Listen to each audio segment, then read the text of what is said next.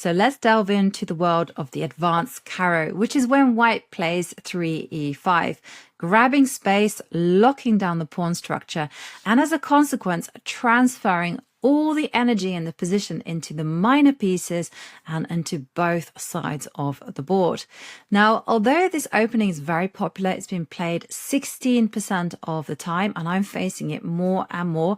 I have to say, I find it a very risky opening, both for white and for black.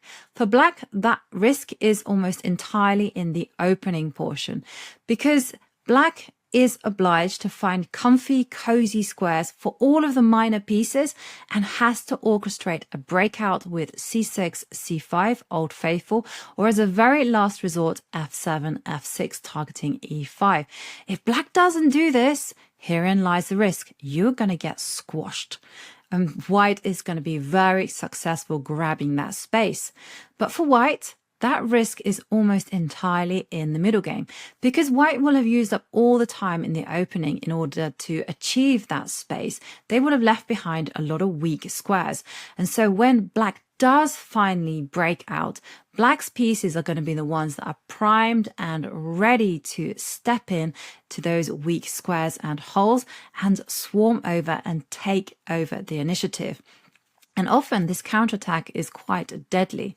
So let's have a look at my recommendation, because contrary to my Caro Kann books, I'm not going to be recommending the combative c5, challenging d4 immediately. I'm going to go for a different approach, putting that bishop to f5. In fact, I actually like to flirt between both of these moves in my tournament play. I leave c6, c5 for those times where I need to win, when I'm facing cautious players, and I go for bishop to f4, f5 when I am looking at tricking people strategically.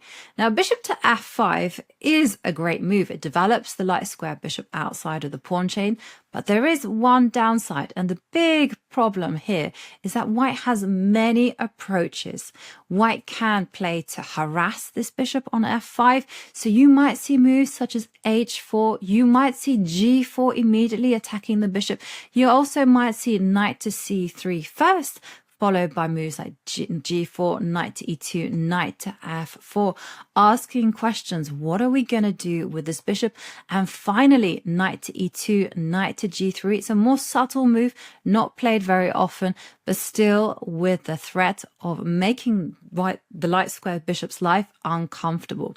Now here, I want you to always remember that you've got to give yourself a hiding place for this bishop to hang out. And it's usually h7. And the second rule of thumb is that you've got to meet aggression with aggression. So don't let white grab all of that space on the king side for free. Instead, be prepared to meet any h4 with h5 and jettison that pawn on h5 is necessary, because that pawn on h5 is going to be the decoy for you to work your magic in the center of the board. So that's one approach. A second approach is for whites to target the center immediately with ideas such as c4, putting pressure. Now, white's dream is that after c4, white wants to force black to recapture on d5 with the e-pawn, and suddenly white will switch to the first plan of harassing this bishop on f5 by simply advancing as quickly as possible with pawns. White can also play in a very sophisticated positional style, which is all about preventing black from achieving those desirable breaks of c5 and f6. So you might see knight to b3. You also might see the lesser known bishop to e3. And again, you need to know, what are your plans? Are you going to be going for c5 immediately? And we will be revealing absolutely everything. And there is another approach as well. White can simply go, you know what? I'm just going to wait and see. Instead, focusing on natural development, knight to f3 is in fact the main line. But knight to f3 has a sneaky point that white is being very flexible with their general plans. They might attack that bishop. They might just simply prevent c6, c5. They might be planning to initiate a central strike against d5. But either way, white is planning to do it when we are least ready to meet it. And very finally, White has another approach which should bring you a great smile to your face. White may play bishop to d3, trading off light square bishops. Now, if you haven't made a structural concession, you should be very happy to see the bishop come to d3. Then it's just simple. You trade off bishops, that's great, and then you just get on with utilizing Old Faithful. And on that subject, I have 5 lifelines once again to assist you in navigating all of these white approaches. So lifeline number 1 is a cautionary tale. This one says, do not, and I repeat, do not let a white knight entrench itself on d6. If you do that, that horse becomes a kraken, and it usually signals the end of days. And if you want to do it in the middle game, you need to basically give me a verbal and written explanation of how and why you allowed a white knight to get to d6. So don't allow it. Second lifeline is also another cautionary tale that we touched upon. That is, don't get yourself in a position where you're forced to recapture on d5 with the e-pawn. Why is that? Because you're giving white that free hand to attack and harass this bishop. And this e6 pawn is such an important defender because it secures the g6 square for your bishop. So always remember that. And then enough of the negative. Let's focus on the positive. Well, it's all about what our plan is. We want to be pressuring d4. So in an ideal world, we want to be moving quickly with c6, c5, Old Faithful, challenging and putting pressure on d4, opening up the c line. And if this bishop on f5 isn't traded off, then it is a beautiful piece securing some squares on that c line. And also treat your pieces with respect. By that, I mean you got to give them all a role and you've got to give them harmony. And they've got to assist in the breaking out with c6, c5. And that's not just enough. They then have to be poised to infiltrate the queen side or infiltrate the center. This knight will either get to c6 or it has to get to f5 to put pressure on d4. If it doesn't do that, then it's simply in the way of his own bishop on f8. You don't want it sitting there on e7. So be respectful of your minor pieces and be respectful that once you've achieved Old Faithful, every single one of your pieces then need to start harmonizing towards a weak spot in white's position. And finally, this one always brings a smile to my face because it's the Caro card. Trades are good, and ultimately we want to trade as many pieces as possible so that we can get into our beloved endgame and then back to that third lifeline. That pawn on d4 is going to be weak. So, okay, those are the approaches and the lifelines. Let's take a look at white's main response, knight to f3. Now, as we discussed, knight to f3 has the point of white just waiting and focusing on development and then deciding on the aggressive plan. But white has other moves, knight to d2 seen less than 1% of the time, with the idea of playing knight to b3. And I've actually faced this quite often against grandmasters who favor positional style. And there we are going to go e6 and after knight to b3. This is very important to note. Don't get deterred by white's plan. Instead, focus on pushing through with Old Faithful. Because yes, white might be able to trade right now, but you have this target on e5 to attack. And you have this incredible bishop on f5, which as it stands is unchallenged. And let's not forget that these pawns in the middle of the board are super strong, especially this pawn on d5 that controls certain squares. You've got to just recapture that pawn with the bishop and then get on with targeting this pawn on e5. Remember, you've got to treat your pieces with respect. You've got to give them a purpose. There's no aimless play here allowed in the advanced variation, at least not in the opening. So after bishop to f5, we looked at knight to d2. Another one is knight to e2. We've already discussed this one with the not so subtle threat of knight to g3. Well, since the bishop isn't immediately going to get trapped, we are going to go e6, and after knight to g3, bishop to g6. And now this principle is super important. You gotta prevent white from grabbing as much space as possible. So you always meet h4 with h5.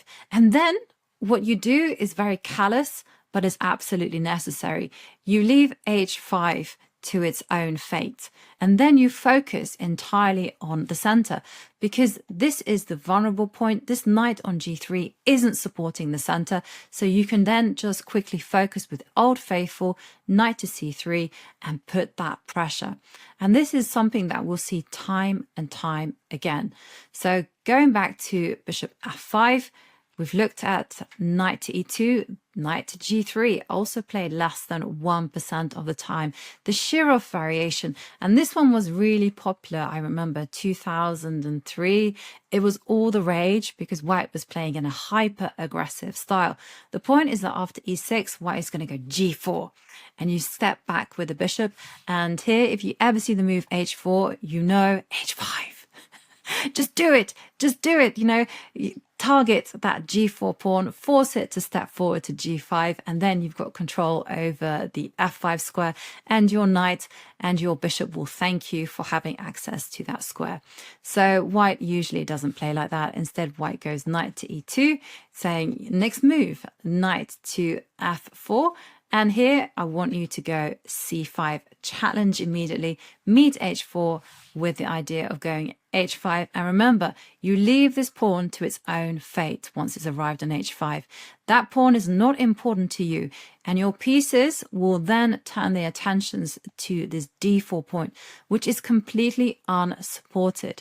And if d4 falls, the e5 pawn will fall, and then white's king will be completely naked there in the center. I mean, white really has gone all in from the fourth move onwards. So this is exactly what we mean. Play gets sharp, but the counterattack is strong from our end. So let's go and check out another one. When we go back to the bishop to f5, g4 immediately. Now, this one I saw being trendy around about 2022. And what was happening here is that white discovered that traditionally this line was just considered to be bad because of bishop to e4. And after f3, you just step back with the bishop and meet e6 with this little swanky move, queen to d6. But after pawn takes pawn, bishop takes pawn, knight c3, and then knight to d7, white was realizing that they could play f4, just locking out the central play of e7, e5. And white has a lot of space. White also has the e5 square. And although black is ultimately okay, it was easier for white to play. So we're going to have none of that. And instead, like a scaredy cat, we are going to run back and just argue that this pawn on g4 is a liability. And we are instead going to be focusing on establishing that triangle and then breaking through with Old Faithful. So as you can see, g4 is a liability, especially if the white king castles kingside.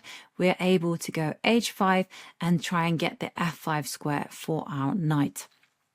So that's how we're meeting g4. Going back to bishop to f5, we've looked at aggressive plays against our bishop. Let's have a look at this one.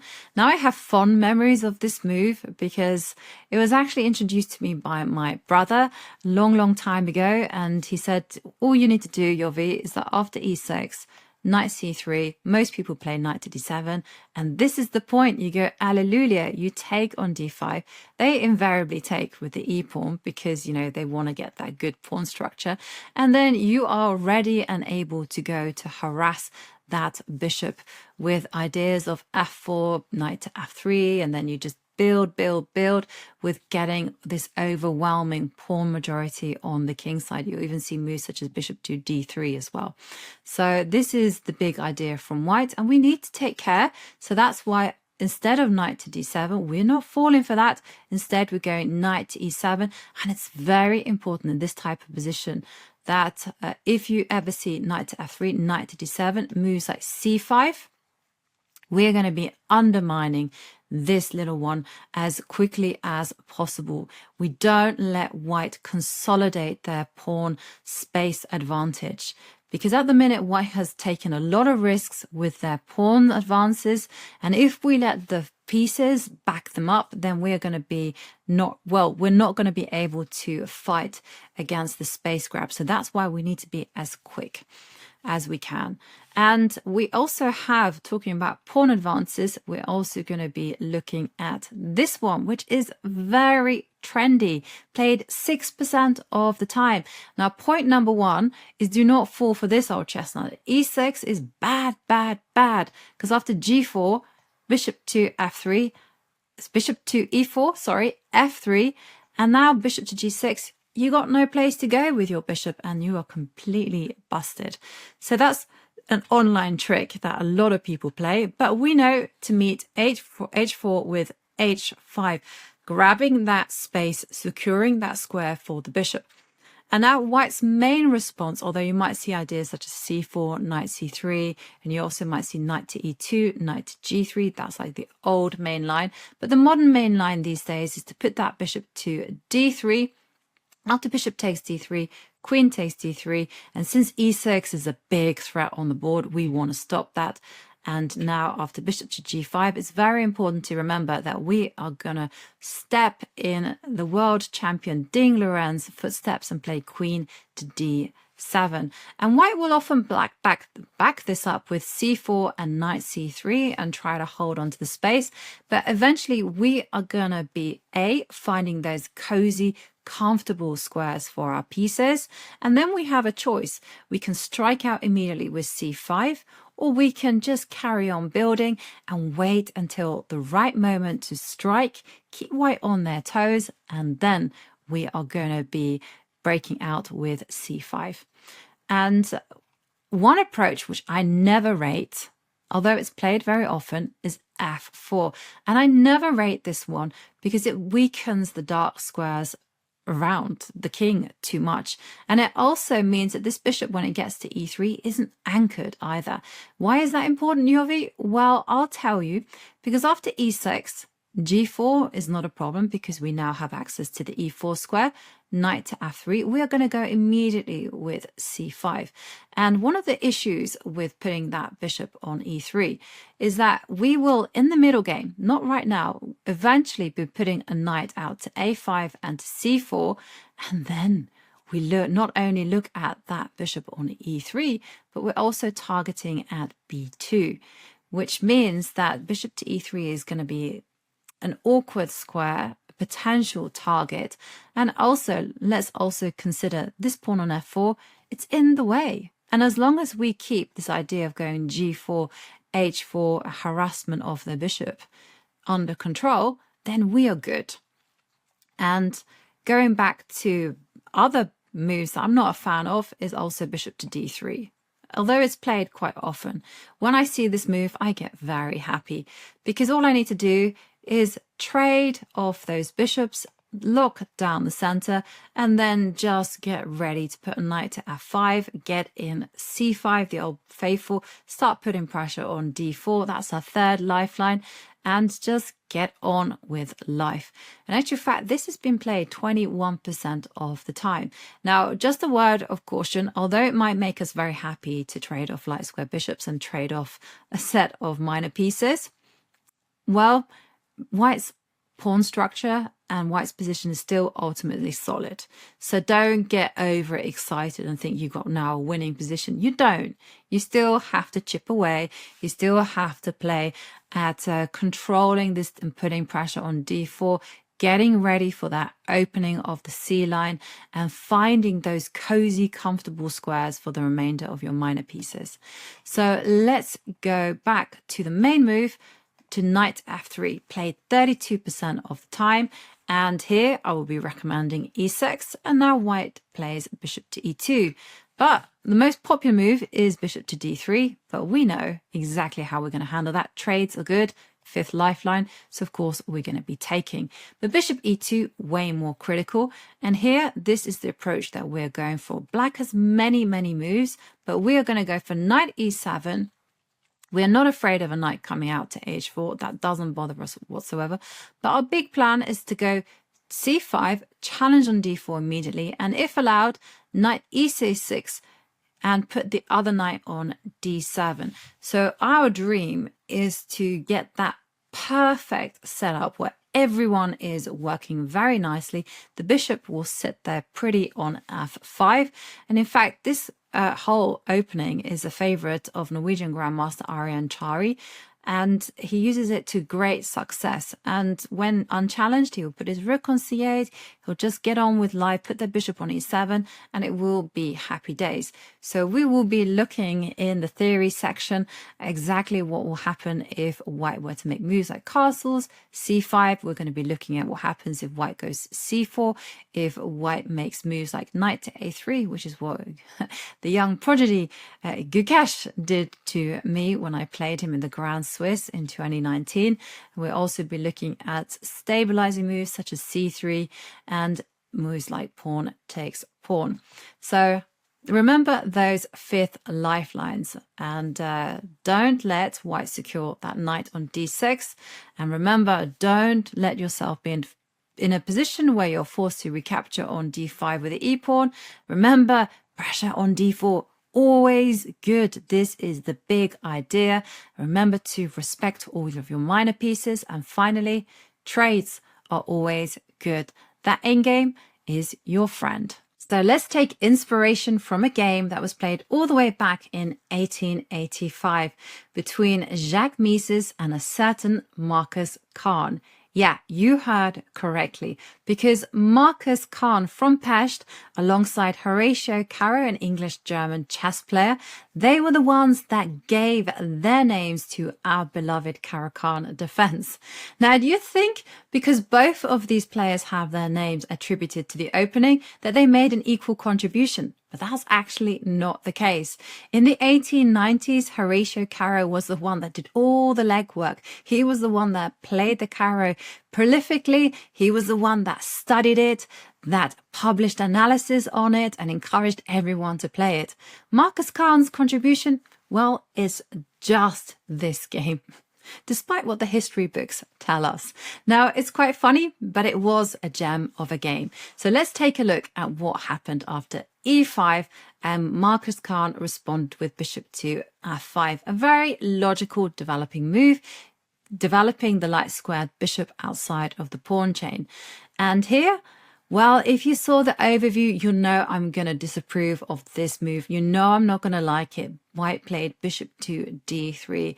Now, this is just so accommodating because in normal Caro-Kann lines, this knight on g8 and this bishop on f5 are just constantly squabbling with each other as to who will get the f5 square. If a knight appears on f5, it's in the way of the light square bishop. If the bishop sits there on f5, this knight is grumbling because it wants to be there on f5, pressurizing d4. By playing bishop d3 so early, white literally solves the problem for black. So of course, we're going to go by the fifth lifeline. Trades will help us. Bishop takes d3, queen takes d3, and to prevent white from playing e6, cutting the board in half for us, we are going to go e6 ourselves, setting up that very stable triangle formation and getting ready to burst the banks with c6, c5, implementing Old Faithful. And now here, I'm already disliking bishop to d3. I'm going to dislike this move even more. f4. I don't like it because it just weakens the dark squares around the white king. And not only that, it's not as if this pawn on f4 is going to suddenly pawn storm the black king. Black's position is very solid, and the pawn on f4 gets in the way of this dark square bishop on c1. It is a very bad move. And here, you should, of course, tie in the move f4 with Old Faithful themselves. c5, challenging immediately on d4. White played c3, very natural move supporting d4. I just want to mention that pawn takes pawn, well, that's really going to be handing the dark squares all on a silver plate to black, because after queen to b5, nope, after knight to d7, that bishop on c5 is protected. And yeah, white can win a pawn, but here there's so many good moves for black. Knight to h6 is very tempting with the idea of hopping into g4. The king is going to get castled. We've also seen moves such as rook to c8. And the problem for white is, what are they going to do about the king? And it's not an easy question to answer. You can't castle kingside. Castling queenside into two ready-made open lines for the black pieces to attack is also going to be disastrous. And remember, with the king just stranded there in the middle of the board, black is ready to accelerate the play with f6 at any moment. So definitely grabbing material. Well, white might have won a pawn, but they've lost almost everything else in the process. So c5, c3, and now knight to c6, again, very natural, putting pressure on d4, knight to f3, and now queen to b6. And I want you to take a mental snapshot of this particular position. This queen on b6, perfectly placed.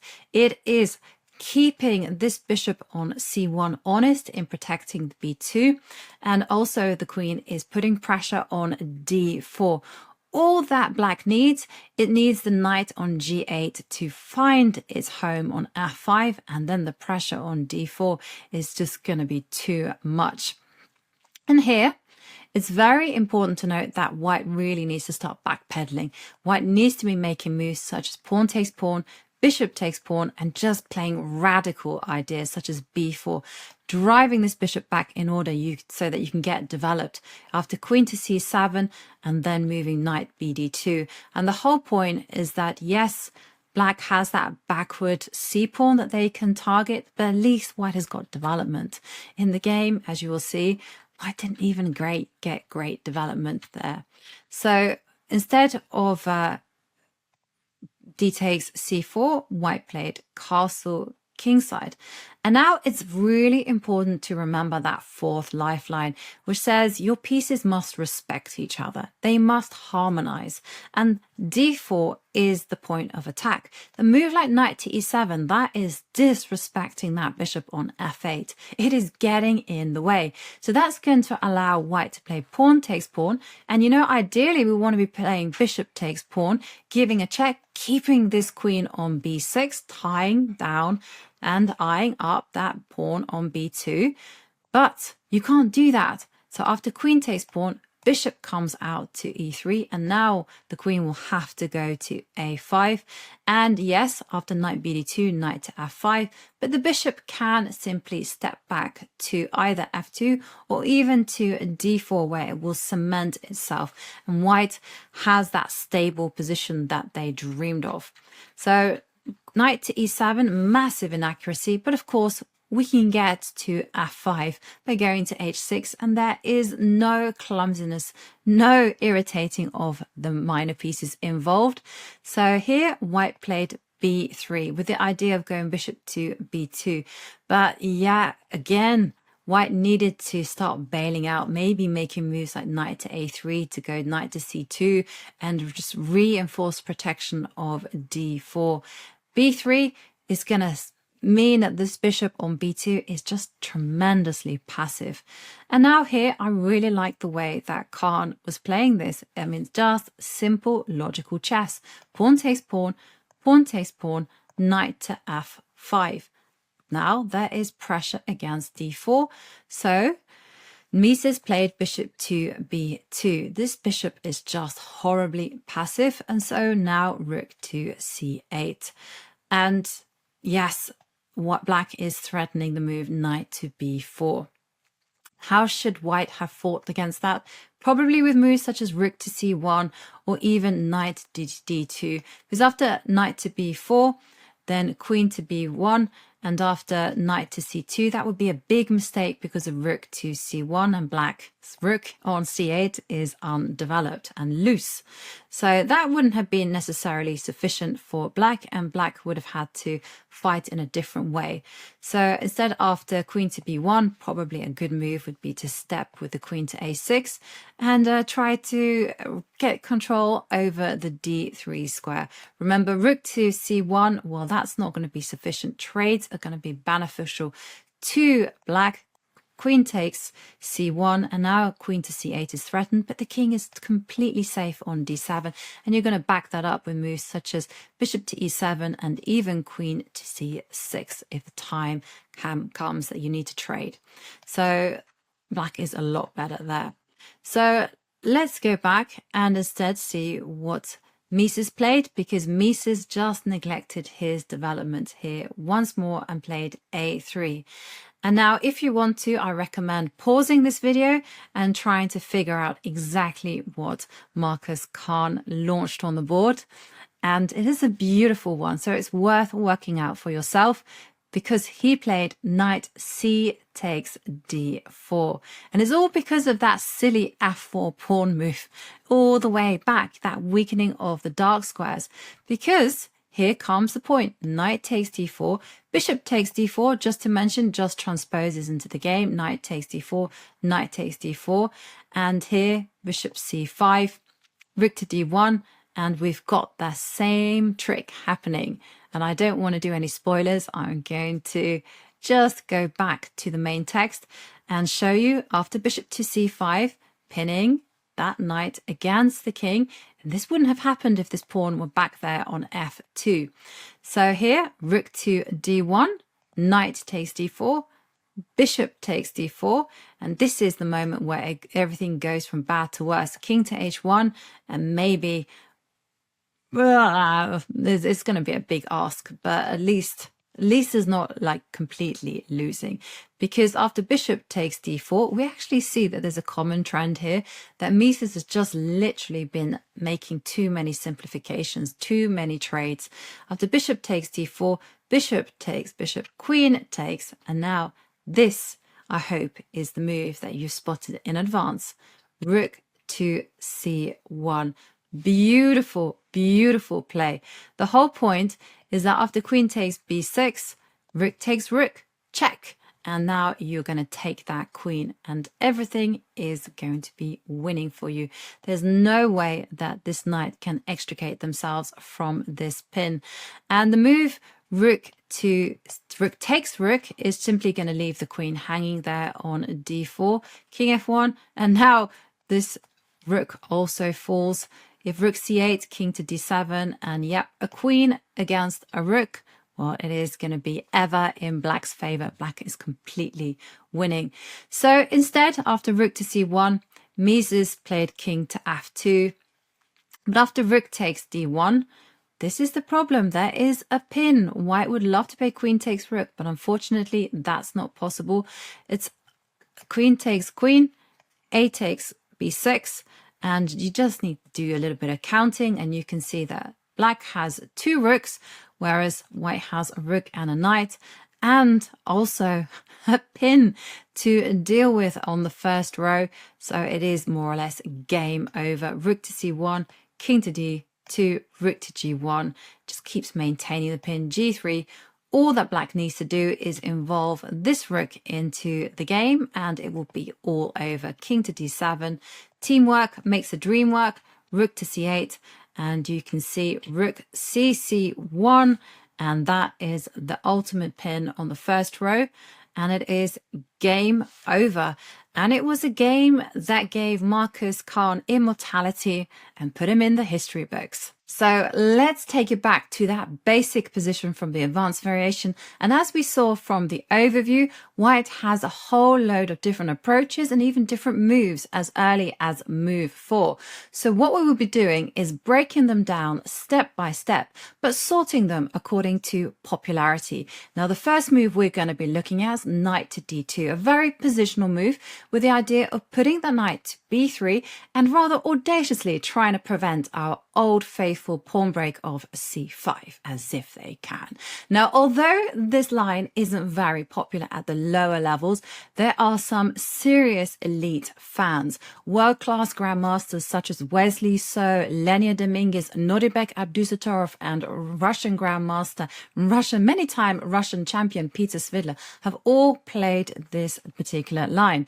So what should Black do? Black should first up set up the triangle formation and then get ready to get in Old Faithful anyhow. The key to this particular opening is stubbornness and a certain disrespect for the bishops. So what will I mean by that? Well, we'll see. The knight will come to b3. We should be determined to get in c5, so I'm going to be recommending a controlled version with knight to d7. And now the main line is to go knight to f3, but it is actually possible for white to delay c5 even further by playing a bishop to e3. So because white is piling up the pressure on the c5 square, and because we want to keep our castling rights, especially if a bishop comes out to b5 given the check, what I'm going to be recommending is that you throw in this little move first, a6, and after knight to f3, you prepare this c5 pawn move for one more move, and after bishop to e2, you get in c5. And now after pawn takes pawn, now white has voluntarily just created an imbalance in the pawn structure, and this pawn on e5 is weak. Now you gotta remember my rules here, which is you're going to value your knights over your bishops. Now that's actually a very hard rule for me to even say out loud because I love my bishop pair so much, but here, because of the weakness of e5 and because the position is closed and you have tremendous pawn structure there on d5, that pawn controls a lot of squares and you have possession of the only open line, then you are going to go bishop takes pawn. And the whole point is after knight takes bishop, knight takes knight, castles, knight to e7. And white can even make moves such as knight to d4. So here you have your choice. You can step back with a bishop. But I also just want to show to you that you can just castle. And this is going to be relevant in a later line. And the whole reasoning is that after knight takes bishop, knight takes knight, we put pressure on this bishop. Now, ironically enough, white's best move is probably to either go bishop to d4 or bishop takes knight. But if white is insistent on keeping the bishop pair, making a move such as bishop to f4, what we are going to do is we are going to make use of this open lines, of this fact that this knight in c5 is incredibly well placed. It absolutely dominates this bishop on e2, prevents it from getting to d3, and also this knight is primed to jump into e4 at a later stage. And because of the open line, you've got ideas such as a5, a4, trying to get it up to a3 if you can. So moves that are really effective here, queen c7. I love this move. It's lining up all the pieces against c2, but it's not just that. Big threat of f6 on the board. So now white has to do something about this bishop, has to take some defensive measures. Queen to d2, not going to work, I'm afraid, because of knight to e4 attacking the queen. And whoops, that pawn on c2 will fall. So therefore white has to make funny moves, g3. But here we have ideas such as knight to a4, targeting on b2, threatening queen takes c2, and after rook to b1, you can actually grab that pawn, and yes, that bishop comes down to d1, but after rook to c4, b3, then we have rook to b4, which absolutely preserves this knight. Bishop to d2, rook to d4, and now this rook is hitting this bishop, and now the knight is going to get out of trouble. Bishop to e1, then knight comes back to c5, and we are pawn up, and now all we need to do is start consolidating the position. So it just goes to show how easily white can go wrong because our pieces are so active. Because when you think about it, white has used up a lot of time in order to win the bishop pair. And we have that perfect pawn structure and the perfect knights, it appears. So let's go back and take a look at the move knight to f3, which is the main line. So here we go, knight to f3. What should we do? c5, get in Old Faithful, get that breakout, put the pressure on d4 according to the lifelines. And here, after pawn takes pawn, I want you to remember that in this knight d2 variation, the knights are much more important than the bishop. Remember those words. I'm not often going to say them. The bishop takes that pawn, and this is very important. After knight takes bishop, knight takes knight. We do this because after bishop to b5, we can step back with the knight and preserve our casting rights. Now, the main move here is actually to put the knight into d4. And I was having some fun against my mobile phone, and I was checking out this particular position. I want to go knight to e7 in order to prevent that knight coming to b5 and trying to entrench itself on d6. But what are these type of positions like? Knight takes bishop, knight takes knight. I mean, surely white has the bishop pair. There are some diagonals for the bishops to work their magic. Isn't this better for white? Well, actual fact, the reverse is true. After castles, I was playing white against my phone, and I was like, well, this pawn on e5 needs to be protected. Rook comes to e1. And now knight to c5. You remember, you got to stop that bishop getting to d3. Not just that, but you also have ideas of parking that knight onto e4 at the right moment. And I just put that bishop back all the way to f1. And this move came tying my bishop. Well, at that time I was playing white, bishop against to the b2 pawn. And I was like, really? And then I was trying to unravel with moves such as c3. It just came up with this idea of going a5. And then after rook to b1, it came up with the idea of going rook ac8, followed by a5. It made little improving moves such as h6. And when I tried to untangle my pieces, like playing g3 and h4, this knight came and parked itself onto e4. And I could not dislodge these knights for love nor money. And I kind of realized that when I was on the white side, there was just no space whatsoever for the white pieces just to get active. And it was all very much operation favorable for black. So knight to d4 followed by knight takes f5 isn't the best. Again, white wastes too much time and the knights are just very effective. So let's go back, and instead, after knight to d4, let's have a look at what happens after knight to e7 and white doesn't take that bishop and instead goes bishop to e2. Here we can just castle. We can still offer up that trade of bishops because you don't need to be afraid. And after castles, then all you need to do is put that rook onto c8, and then you can always step back with that bishop. But the main thing that you're going to be focusing on is, again, just making those incremental improvements to the position. You have that control over the c line. The e5 pawn is still very much the target. And what you want to be doing is you want to eventually go make moves such as h6, just take away the g5 square from this bishop. You can drop back the bishop. You can also challenge this knight on d4. So either way, you're going to get great pieces. Now, this is what happens in the main line, but let's take a look at what happens if white gives that check. Well, bishop to b5. That's all covered in our move trainer. Now we've got to drop back with the knight. We saw that after knight to d4, you can step back with the bishop if you want to. You can also go knight to e7 and go into these knights positions. And this position, again, you have to remember that if white doesn't take that bishop, you can just focus on castling, getting control over the c line. c2 is a target. e5 is an even bigger target. If you can set up moves such as queen to c7, just targeting e5, you can also step back with this bishop at the right time and then place this knight onto c6. Obviously, this is all after castling. You need to get your king safe and secure before you emerge into and do some active operations.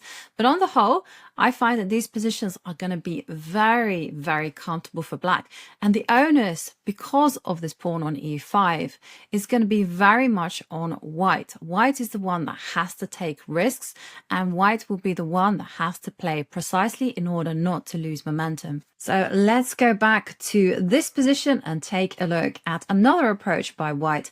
Knight to e2 played less than 1% of the time, but it has been tried on occasion by very creative grandmasters such as Alexander Morozevich and also Arkady Neidich. Now, white's big idea is to harass this bishop by moving the knight to either g3 or f4, and then just simply advance the pawns on the king side. Now, this is an approach that carries great risk, because expanding on the king side means neglecting the development and protection of the center. So what should we do? We should, of course, set up that triangle formation, getting ready to break, put pressure on d4 with c5. And now usually the knight goes over to a g3, but it can go over to f4 with the idea of going g4. And what should you do? How should you handle that? If you're feeling like you need to be a bit safe, then you should be perhaps going h5 or h6. But you can just ignore it and put pressure immediately on d4. Because if g4 comes, you're simply going to go bishop to e4, attack that rook on h1. And now white has to play with great care already here. Bishop to b5 check. Yes, is a very good move. It's the only way to maintain the balance. But there you just simply block that check with the knight. Bishop takes knight. Again, forced. Pawn takes bishop. And now the big thing is that you're going to give a check to the king if you're allowed to, and then drop the bishop back to g6. And then, because in a position like this where the king is exposed, what you're going to be doing is you need to be opening up lines with h5 in order to get at that white king. And white, again, still balanced, but very, very shaky. Now, the reason I'm showing you this line is because if white were to play f3, you can simply get that queen to h4, checking the king. And now king to d2 will just lose material after queen to f2, because the pawn on f3 and also the pawn on d4 is falling. But first, remember, bishop to e2 should be met with bishop takes f3, and then you can pick off d4. But king to e2, this is where it gets seriously cool, because that king is not well placed on e2. Knight to c3. Invite everyone to the party, and that knight is coming towards the d4 square. And now pawn takes pawn pawn takes bishop is going to be met with queen takes pawn, and now the king is very limited in where it can go. King to d2, that you can simply mate that with queen it takes knight, whereas king to e1 is going to be met with first check. The king has to step up to e2. Now knight takes pawn. Now king has to run to d3. You can already see that this is not good news for white. And after king to c3, black is simply going to be castling. And then the idea of playing knight to b5 is actually very difficult to meet. So this is absolutely winning for black, and a very, very nice idea. Spartan warrior king, as you may guess, is not a great opening or middle game king. So let's go back, and instead of knight to f4, let's check out the main line, knight to g3. And the bishop just takes a step back, and now h4, threatening to trap our bishop with h5. Of course, we do not want to allow that. And we don't want to allow white to gain all that space in getting h5. So what we got to do is go h5, and now you've got to be cold-blooded about this pawn on h5. That one is a goner. If white wants to win it, they can. Instead, you've got to now focus your attention on pressuring this point on d4, because once d4 falls, then e5 will most likely fall as well. It's just like the game of dominoes.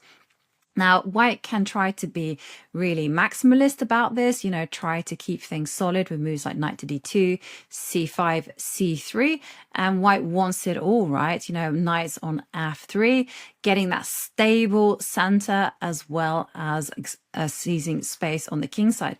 But here you've just got to go for that fifth lifeline. You got to make sure that there are some trades. And now after pawn takes pawn, throw in that check on b5, bishop to d2. And now this is important. Try to steer the game into an endgame by trading off all the pieces. Rook to c1, you can just go knight to e7. You can wait with trading into an endgame until you're well placed to challenge on c8.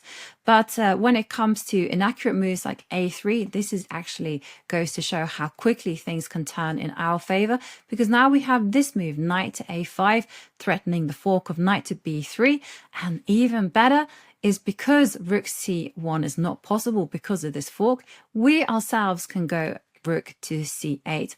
And from then on, you've got to respect the fact that our pieces work together as a team. So this knight comes out to h6, potentially going to g4, or maybe even to f5 if it's going to be targeting d4. And remember, the king steps up to e7 on a dark square, and then it's all about taking control over the c line. If you do that, you have a fantastic Caro endgame. Will be in all the books.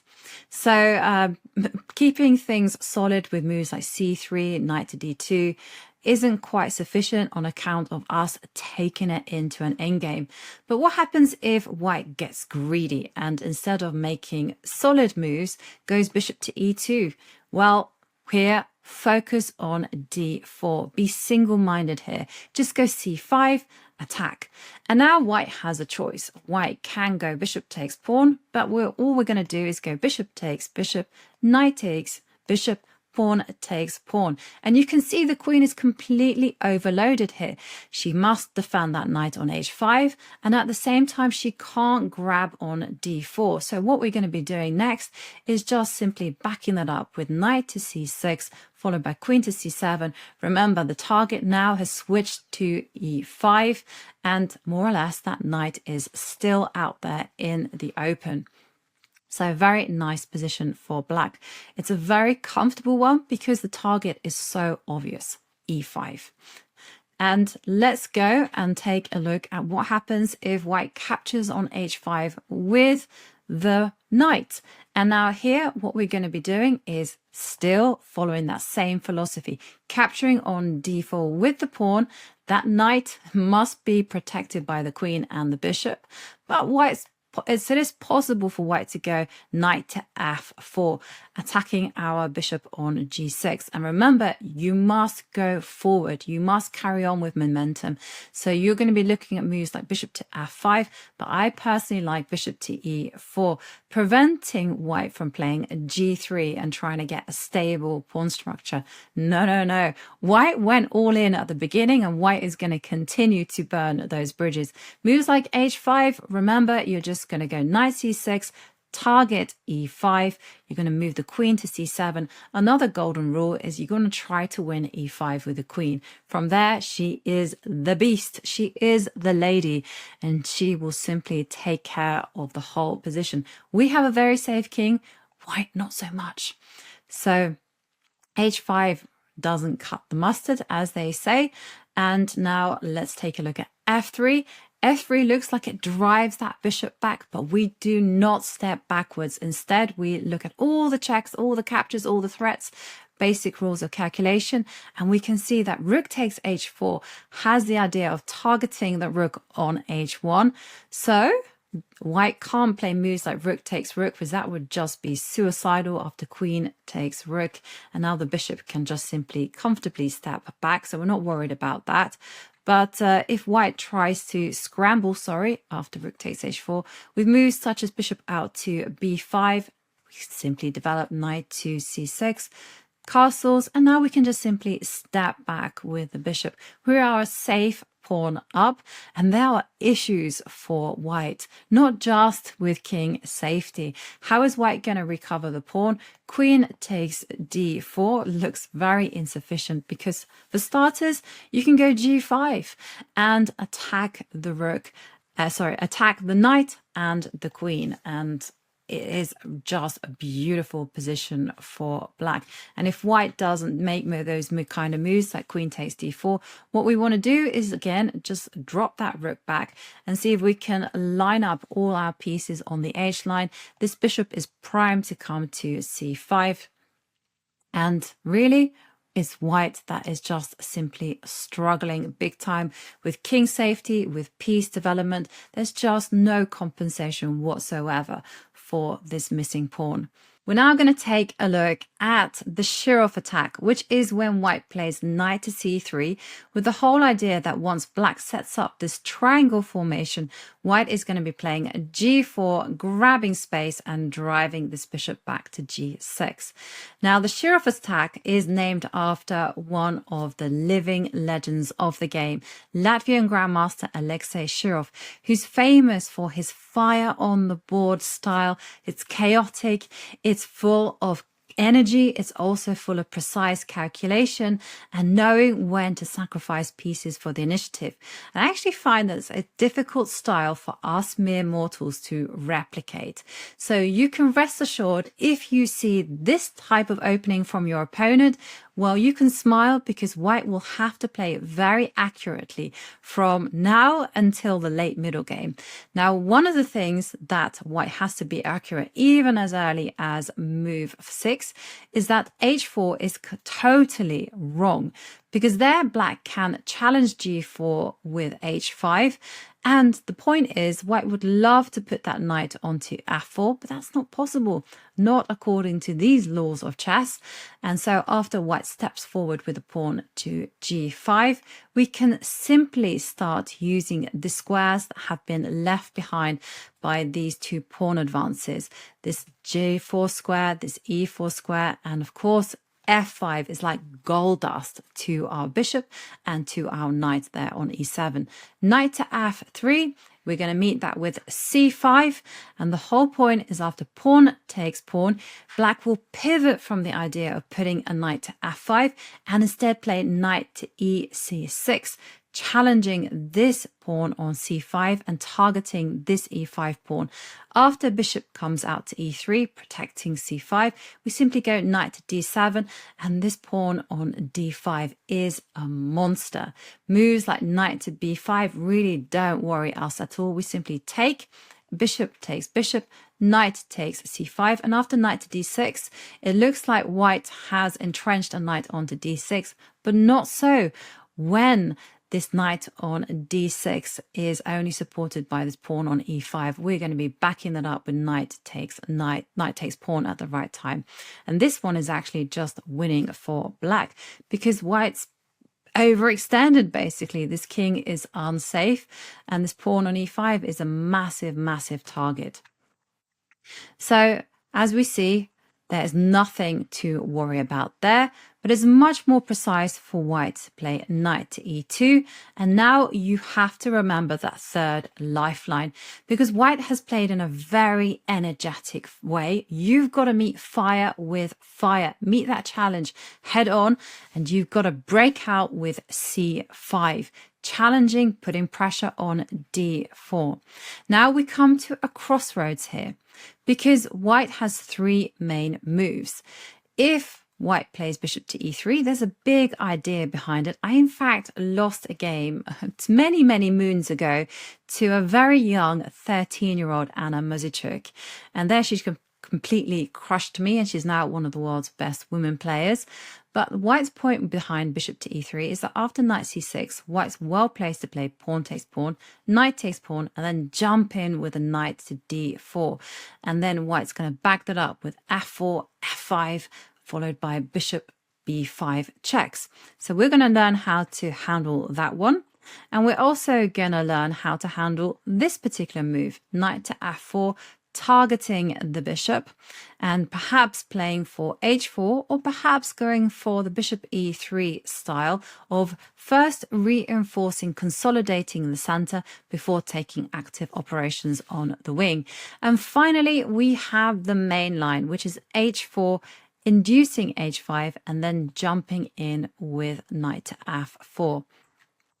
So Let's take a look at bishop to e3. Now, as I mentioned, you want to be going knight c6, but after pawn takes pawn, we're now going to adopt a different philosophy from greed. What we're going to be doing is we are going to be destabilizing this g4 point by playing h5.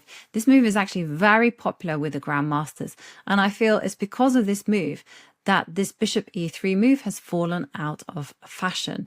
And now, after moves like knight to f4, black can play d4 with a devastating idea of attacking the bishop and the knight, but it gets very, very complicated. So instead, I'm going to be recommending that you just go for the easy life, step that bishop back to h7, and now you are threatening d4, attacking the bishop, attacking the knight. And now, because of this threat, white is obliged to make moves such as bishop to b5 or bishop to b2. But it doesn't matter because our response is going to be the same. We're simply going to capture on g4. We're going to secure that f5 square for a bishop. And after a move like queen takes pawn, well, that already is an accuracy, because after bishop takes pawn, we've done a smash and grab against that c2 pawn. We're going to drop back with the bishop to f5. And then we're going to simply move that knight either to e7 or to h6. It depends on which one looks the most attractive. And black is absolutely fine. And once again, it feels like white is the one that is overextended. We are rock solid with our king safety, with our pawn structure, whereas white is just scrambling for threats. So bishop to e3, not dangerous at all. So let's turn our attentions to knight to f4. How should one respond to that? Well, you gotta up the ante here on d4 and develop that knight to c6. Again, you want white to make moves such as knight takes g6, because after pawn takes knight, well, guess what? We now have an open H-line that we can start attacking. And white's whole point of playing g2, g4 is just really made redundant. And after moves like dc5, well, we say thank you for the dark squares. So knight takes g6 really isn't threatening, but h4 looks kind of scary, doesn't it? But here, black has two responses. You can jump in, take that pawn on d4 with the idea that you're simply going to go bishop takes c2, or you can even play pawn takes pawn with the idea that after h5 you can grab that pawn on c2, queen takes bishop, and now pawn takes knight. And if white captures on c3, you can grab on e5, and then if the bishop comes out to b5, again, you just drop the knight back. It doesn't really matter where. It can be d7, it can be c6. And then what you've got to be doing is you've got to be developing your pieces into the ideal locations and getting your king to that safe haven. Once you've done that, you can then just focus on counterattacking this very weak, exposed white king. So h4 really not bothersome at all because we simply pile on the pressure on d4. But what happens if white plays bishop to e3? Then reinforcing that pawn on d4 and then planning to go out with h4. Well, here tactics save the day because we can play pawn takes pawn, and after bishop takes pawn, we do have bishop takes c2. Put this one in your memory banks because this is mega important. Now, queen takes bishop. We're going to capture that bishop with our knight. And here we are simply a pawn up. And the same defense rules apply. Once the queen comes out to a4, we're going to hurry back with our knight to c6. We don't want to be losing it. And if white piles on the pressure with b5, we've got to not with a rook, with a knight to e7. And after moves like castles, we've got to, again, create that hiding place for our king. But ultimately, we are a pawn up. We have excellent structure, and it's just simply to start unraveling, find that safe space for the king, then start offering trades. Remember, e5 is still a target, and once we get our dark square bishop into the game, we are just going to be coasting. Returning to the main position, let's take a look at the main line, which is to play h4 with a not so kind threat of playing h5, trapping our bishop there on g6. So we always meet a very early h4 in the advanced variation with h5. We want to secure a hiding place for our bishop there on h7, and we want to just decoy the white pieces to grab this pawn on h5. And then that means we can start the play in the center. So after knight to f4, please don't make moves such as pawn takes pawn, because after knight takes bishop, you can just see our pawn structure is ugly. All of those pawns on the G line are just going to fall off, and black is just busted. So instead, let that pawn on h5 go. Drop that bishop to h7, where it becomes that sleeping assassin eyeing up the c2 pawn. Knight takes pawn, and we build up the tension on d4. And now white can relent and play pawn takes pawn. But again, what I need you to do is get in the focus of quick development. Knight takes g7, check is possible, king moves to f8, attacking the knight. And now after knight to h5, what we want to be doing is first asking that question to the knight, because white can immediately go wrong with knight to e2. We simply go knight to b4, and this bishop and the knight have orchestrated a sneak attack against c2, and now black is totally winning because knight takes c2, followed by taking that rook on a1, and it's going to be game over for white. And if white does a move like knight to b5, you simply kick that knight around the board, move it to a3, and once again, you start playing this very positionally. You've got ideas such as d3 in the air. We also have ideas of actually developing that knight to f6 and then getting out of any potential pins by putting that queen onto d5, attacking this rook. We also have ideas of bishop to b4 check, as well as the rook centralizing to c8 to target c2. And you're just going to see it's very difficult for white to make a move without just giving ground. So instead of pawn takes pawn, let's take a look at the main move, which is to develop the bishop on b5, setting up a pin. So what should we do? We should simply renew the whole idea by playing knight to e7, and we have the concrete threat of playing a6, kicking that bishop away. And if we're going to see moves like bishop takes knight, knight takes bishop, and once again the threat has been renewed on d4, and now it's even more powerful because white cannot even contest our control of the light squares. So that's the big idea behind knight e7. Please don't fall off your chair if you see bishop h6. White's big idea, and it's just a cheap trick. Pawn takes bishop, knight to f6. Checkmate. So don't fall for that one. You can simply make the move rook to g8, cover g7, and white will have to go bishop to g5. And once again, we can just continue the game as per usual. The queen can come out to b6 or can come out to a5. Not a big deal.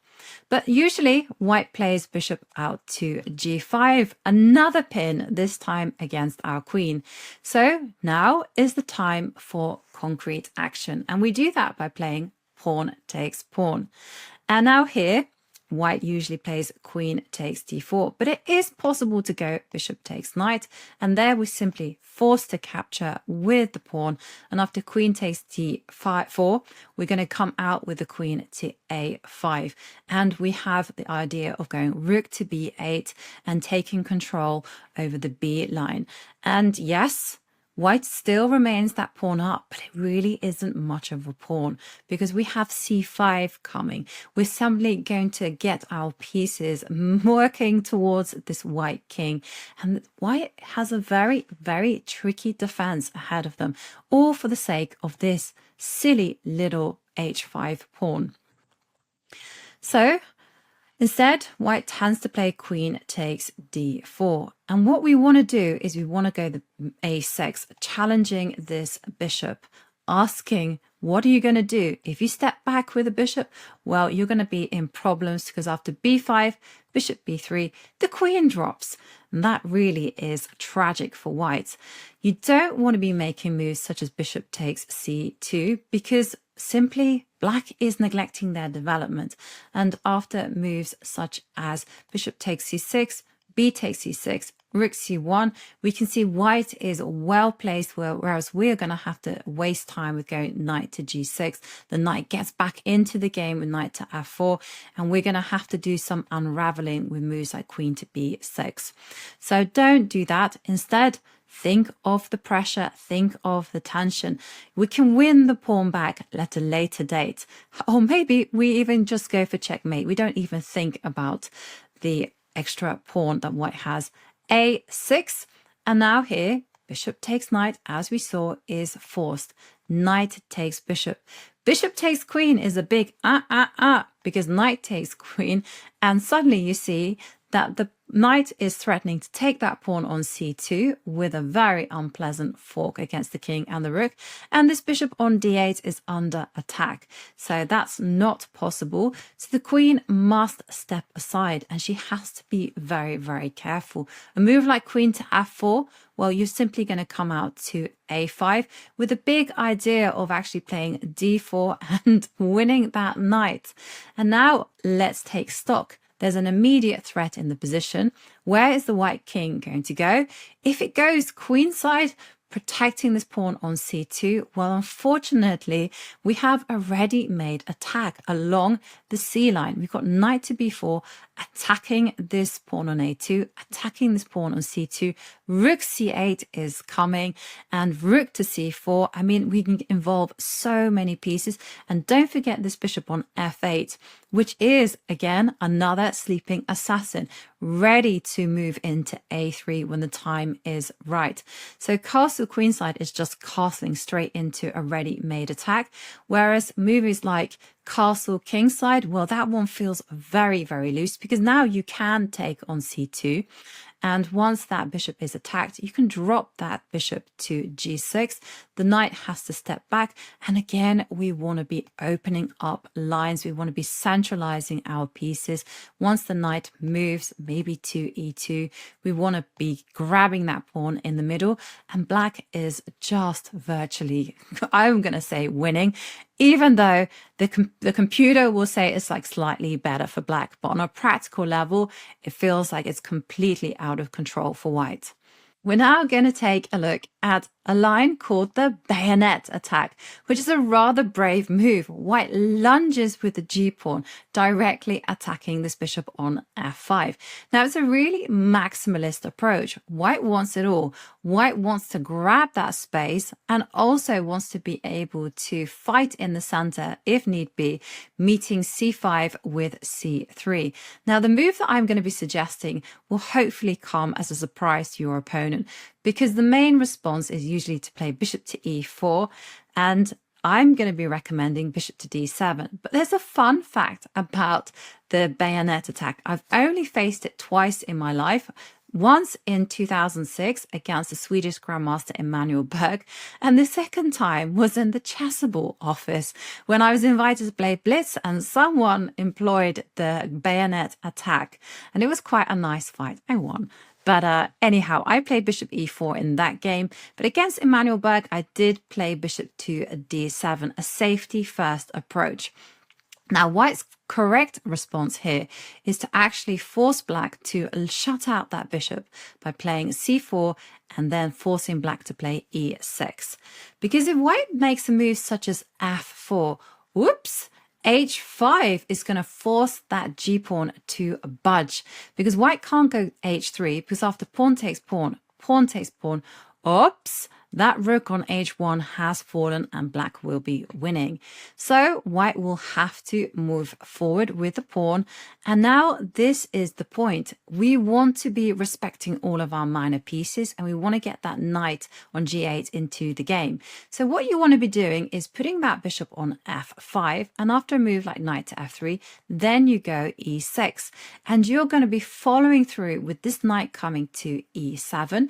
You're going to be playing for old faithful pawn break, c5, knight to c6, and then queen to b6, targeting, pressuring d4 and b2. And don't be completely tied up in the idea that this bishop has to remain on f5. White's pawn advances have left behind some weak squares, so you might want to really relocate that bishop to g4 and then put that knight on f5. And this is just a very nice position for black. Even though the engines say it is equal, white is the one that is treading that fine line and may very well be worse. So let's have a look at the correct response, which is to play c4. So after g4, bishop d7, c4, forcing us to support this pawn in the middle, going e6. Now, white has played in a very courageous manner, and I want you also to be brave when you see this move, knight to c3. I want you to meet the challenge head on and play c5. You don't care about material, you just want to accelerate the play, open the center, because after all, white has played this ridiculous looking move, g4. Now, in my game against Emmanuel Berg, I just wasted time with knight to e7, and it was all a bit of a disaster after knight to f3, and I just did not get motoring, and white had an overwhelming space advantage. So don't go for that. Instead, remember, the horns meet. Lock the horns in the middle of the board. Now, white's best move after pawn takes pawn, e takes d5 is actually to play knight to f3. This is the main solid line. But white can get greedy and play pawn takes pawn. But we shouldn't have any fear whatsoever. Take that pawn, and yes, white can capture on d5 in two ways. Let's look at knight takes pawn. There we're simply going to go bishop to c6, and the only way for white to actually maintain this knight on d5 is to go bishop to g2, trying to break the pin. But of course we need to, it's family time, it's party time, we need to increase the pressure on d5. Don't be tempted to simply trade, because if you just trade, white's going to go queen takes bishop, and after queen takes queen, bishop takes queen, and take a look at this bishop on d5 pointing at b7. Also, white is primed to simply advance in the center with f4, back it up with knight to f3. We're simply a pawn down, and we also have the worst minor pieces. So don't just swap off for nothing. Instead, you want to be going knight to e7. And again, there's only one move that white can play that maintains the bishop. Bishop to g5 is completely insufficient after bishop takes knight. We're going to actually pick up material. Bishop takes bishop. Ooh, hello. We're not capturing with the knight. We're capturing with the queen, and we're going to be a piece up. So that's good news. Only move to keep afloat is knight to e3, defending this bishop on g2. And here, what we're going to do is we're first going to trade queens. Knight takes queen, completely impossible, because after bishop takes g2, it's not just the bishop that falls, the rook also hangs as well. It's got no room. So king takes queen is the only move. And now what we want to do is we're going to castle. And we're going to castle because we have the idea of going bishop takes e3, followed by bishop takes c1. We want to win back e5. And if white makes a move such as bishop takes bishop, knight b takes c6, we're simply developing. And after moves like f4, we're going to explode open the position with f6. Everything is going to start accelerating. This king is out there in the open. And if you see moves like pawn takes pawn, we're simply going to go rook takes f6. And now the pawn on f4 is on prise. So white can make a move like knight to e2, but rook to d8. Oh, we are going king hunting today. King to e1 is simply going to be met with knight to b4. And we're so quick with moves like bishop takes knight and knight to c2. We're also threatening to come in with this knight to d3 and c2. And really, white has gone too far in holding on to the pawn.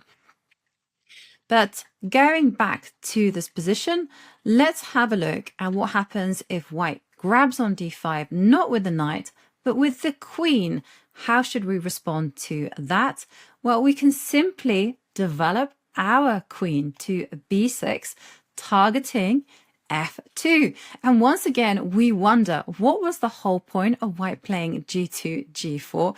We have so many dynamic possibilities against this f2 pawn, but also against this queen. Bishop c6 is also in the air. So white has to be very careful here. Moves like dropping the queen back to d2 is just going to be met by bishop c6. And you know what? It's going to be very difficult to block that attack on the rook. So the only move is actually to go bishop to c4. Bishop e6. We start attacking this queen and the bishop. And now here, stepping back with the queen to d3, well, we simply can take that pawn to begin with. We can also go for more. After bishop takes f2, king f1, we can make moves such as knight to e7 and get ready to castle kingside when the time is right. We also can make moves such as knight to c6, but yeah, dropping back with the queen is going to be not so good for white. And here, after bishop to e3, there's only one move, which is to play bishop to b5 check. And what we're going to do now is we are going to dodge the skewer, but we have knight to d7. We block the check, renew the attack on the queen, and once again, what is this pawn doing out on g4? White has to drop the queen back to g2. Only move to cover both of these points, but we can just now enjoy the position with knight to e7. And we also have these ideas of going h5. We can castle queenside.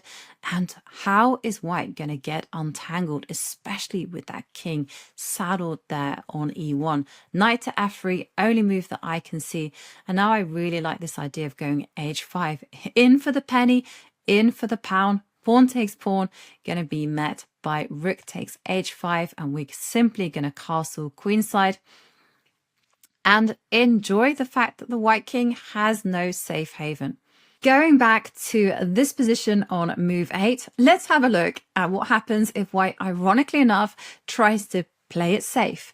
So if you ever see a move like h3, you can immediately smile because all you need to do is destabilize that pawn on g4. And if g5, well, here is the tried and tested formula. Take that pawn on d4, liberate your dark square bishop, and after queen takes d4, knight to e7. And here, the big plan is simply to go knight bc6, just reinforce control over d5, and then when you're ready, you are going to be liberating this dark squared bishop. And this white king is still ridiculously unsafe there on e1. It's got no safe square to run to. And just to also mention that knight takes pawn would be a blunder of the highest accord, because after knight bc6, wherever the queen moves, knight takes knight. And now we simply go knight to b4. And basically, we are going to push through with a knight c2 check. And white is just busted. So let's have a look at what happens if instead of h3, white plays the very highbrow knight to f3. Now, this is super sophisticated because white has to understand that they are not just blundering a pawn with bishop takes g4. After rook to g1, h5 reinforcing that bishop. Pawn takes pawn is the big idea. And after bishop takes pawn, h3, this bishop drops back to e6. Then after rook takes g7, this position is just totally wild. It's a barn burner. Anything goes. You have to assess this on a move by move basis. The white king isn't going to be safe. So that's why white is going to be playing bishop to d3, king to f1. But then again, our king is also not particularly safe as well. This bishop is also coming out to g5 at the right time. Really, anything goes. We'll be trying to get that king castled. You don't want to go into such complicated chaos. Instead, we'll be taking inspiration from White's playbook and saying, let me develop as well. Knight to c6. And now White's best move is probably to hold on to this pawn in g4. h3 is going to be met with h5. And after g5, we're going to liberate that bishop. And then go bishop c5. And simply, we're going to bank it. We're going to take that trade and then grab on g5. Because after knight takes pawn, it is once again an incredibly complicated position. But because we have play along the d line, and this one is definitely worth playing out, it's going to be very, very difficult for white to handle our initiative. So after rook to c1, you're going to see moves like bishop to e6. So crazy position, but our king is safer than white's. So let's instead go back and take a look at what happens after the move rook to g1, which tries to lock and protect this pawn on g4. Well, what we're going to do is liberate that dark square bishop, and after knight takes pawn, we want to be going bishop out to b4, preventing that knight from taking that pawn on d5. And we are preparing knight takes e5. And the reason why we didn't play one move earlier is just simply because queen to e2 was just massively awkward for us. And we would have had to go queen to e7, but then it's very difficult after bishop to e3. White is the one that is potentially going to be castling. There's also knight takes pawn, and we've literally not coordinated our pieces. And in an open position, coordination and harmony is everything. So instead of knight takes e5, you just want to go bishop to b4, pin that knight, and then you are threatening to take on e5. You're also threatening to make moves such as bishop takes knight at the right time, and then pile on the pressure with knight to e7 and get your king castled so that you can accelerate play against this white king. And this position is just, again, very difficult for white to handle. Moves like f4 will lose on the spot to queen to h4. And it's not really satisfactory for white to make a move. Instead of rook to g1, knight takes d5, saying now that the knight is on c6, there is no shenanigans along the light squares with this bishop on d7. Well, that's because after pawn takes pawn, we have a big threat on the board of playing queen to a5 with a deadly check targeting the king and the knight. So white has to again be incredibly precise. White is walking a massive tightrope here. I cannot stress enough that white is really on the edge. One wrong move and that's it. They are busted. Bishop c4 is probably the best, but we're probably going to go bishop to e6 and then go queen to d7 and just get ready to pile on against the knight on d5. Knight takes pawn. Looks like it resolves everything. Queen a5 check. And now this knight must step back. Obviously, bishop to d2 is a big whoopsie because the knight falls and now the queen is attacking the knight and the rook and also this pawn on e5. So that's not to be advised for white. So knight c3, and now what we want to do is we want to accelerate the play as quickly as possible now that the king is in the open. And what you've got to be doing is just taking control of the lines. And when the big guys come in, the rook and the queen, this king on e1 is going to be chanceless. And even here, white has to play with tremendous care. Bishop to e3, we're simply going to pile up the pressure with bishop to e6. Look at this. We're going to build with bishop c5. Moves like a3, well, simply going to be met with bishop c5. And look at this very cool shot. And it just goes to show how dangerous this position is for the white king. Bishop takes knight, pawn takes queen, bishop takes knight, check, boom. And of course, after king to e2, rook takes queen, and we just do a quick count, and we can see that we have two pieces for the rook, and white's pawn structure is in tatters. And when you have the two pieces, all you want from life is a weakness that you can pounce on. And neither is bishop d2 satisfactory, because after rook takes d2, queen takes d2, bishop takes d2. Once again, we have that situation where two pieces are fighting against the rook, and we also have a lot of pawns that we can start munching on. So that's going to be bad. And if the queen tries to run, well, she can run, but she cannot hide after rook to d3. It is game over. And that goes to show how dangerous our initiative is.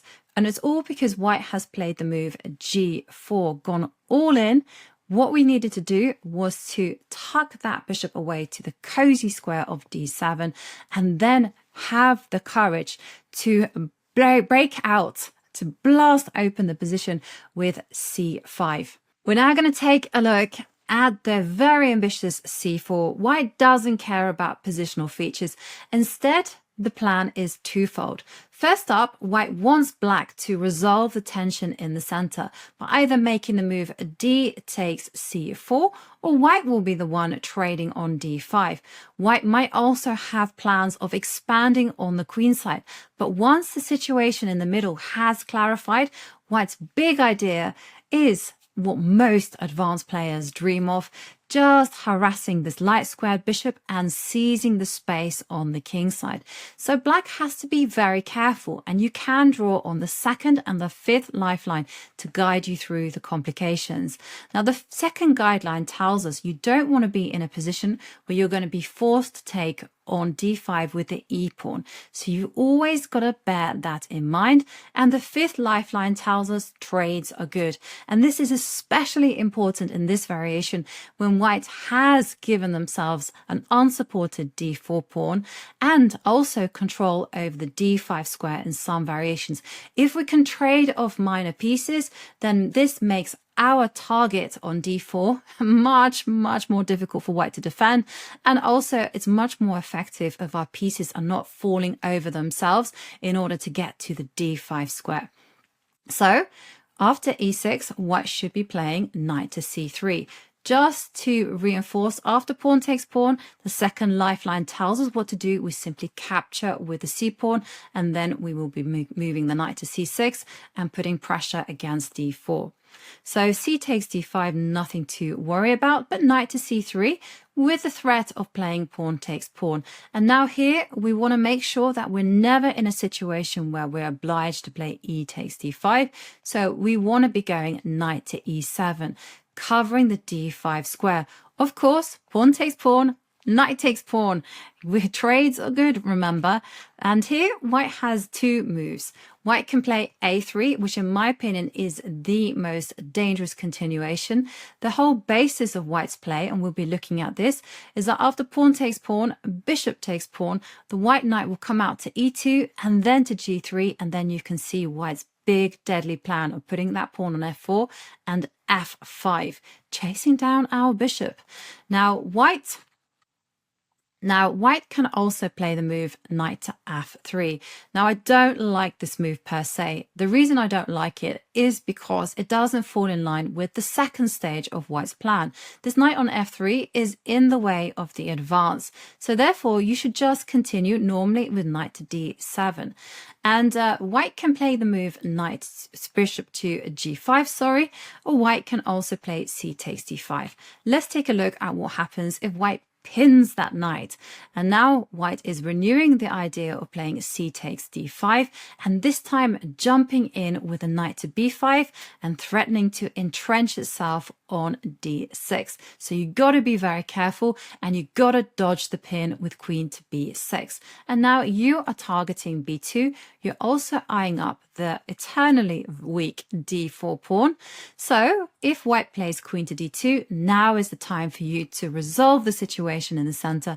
And now after bishop takes c4, you ask the question to this bishop, and then you jump in with your knight to d5. And black is absolutely fine, because this knight on f3 just gets in the way. Sorry, I should add that black is absolutely fine after knight to d5, primarily because this knight on f3 just gets in the way of these pawns. So let's go back and have a look at what happens if white doesn't allow us to capture on c4, instead playing b3. Now here, I need you to remember this very unusual move, but it's a clever one. Put that bishop on g4, targeting pinning this knight.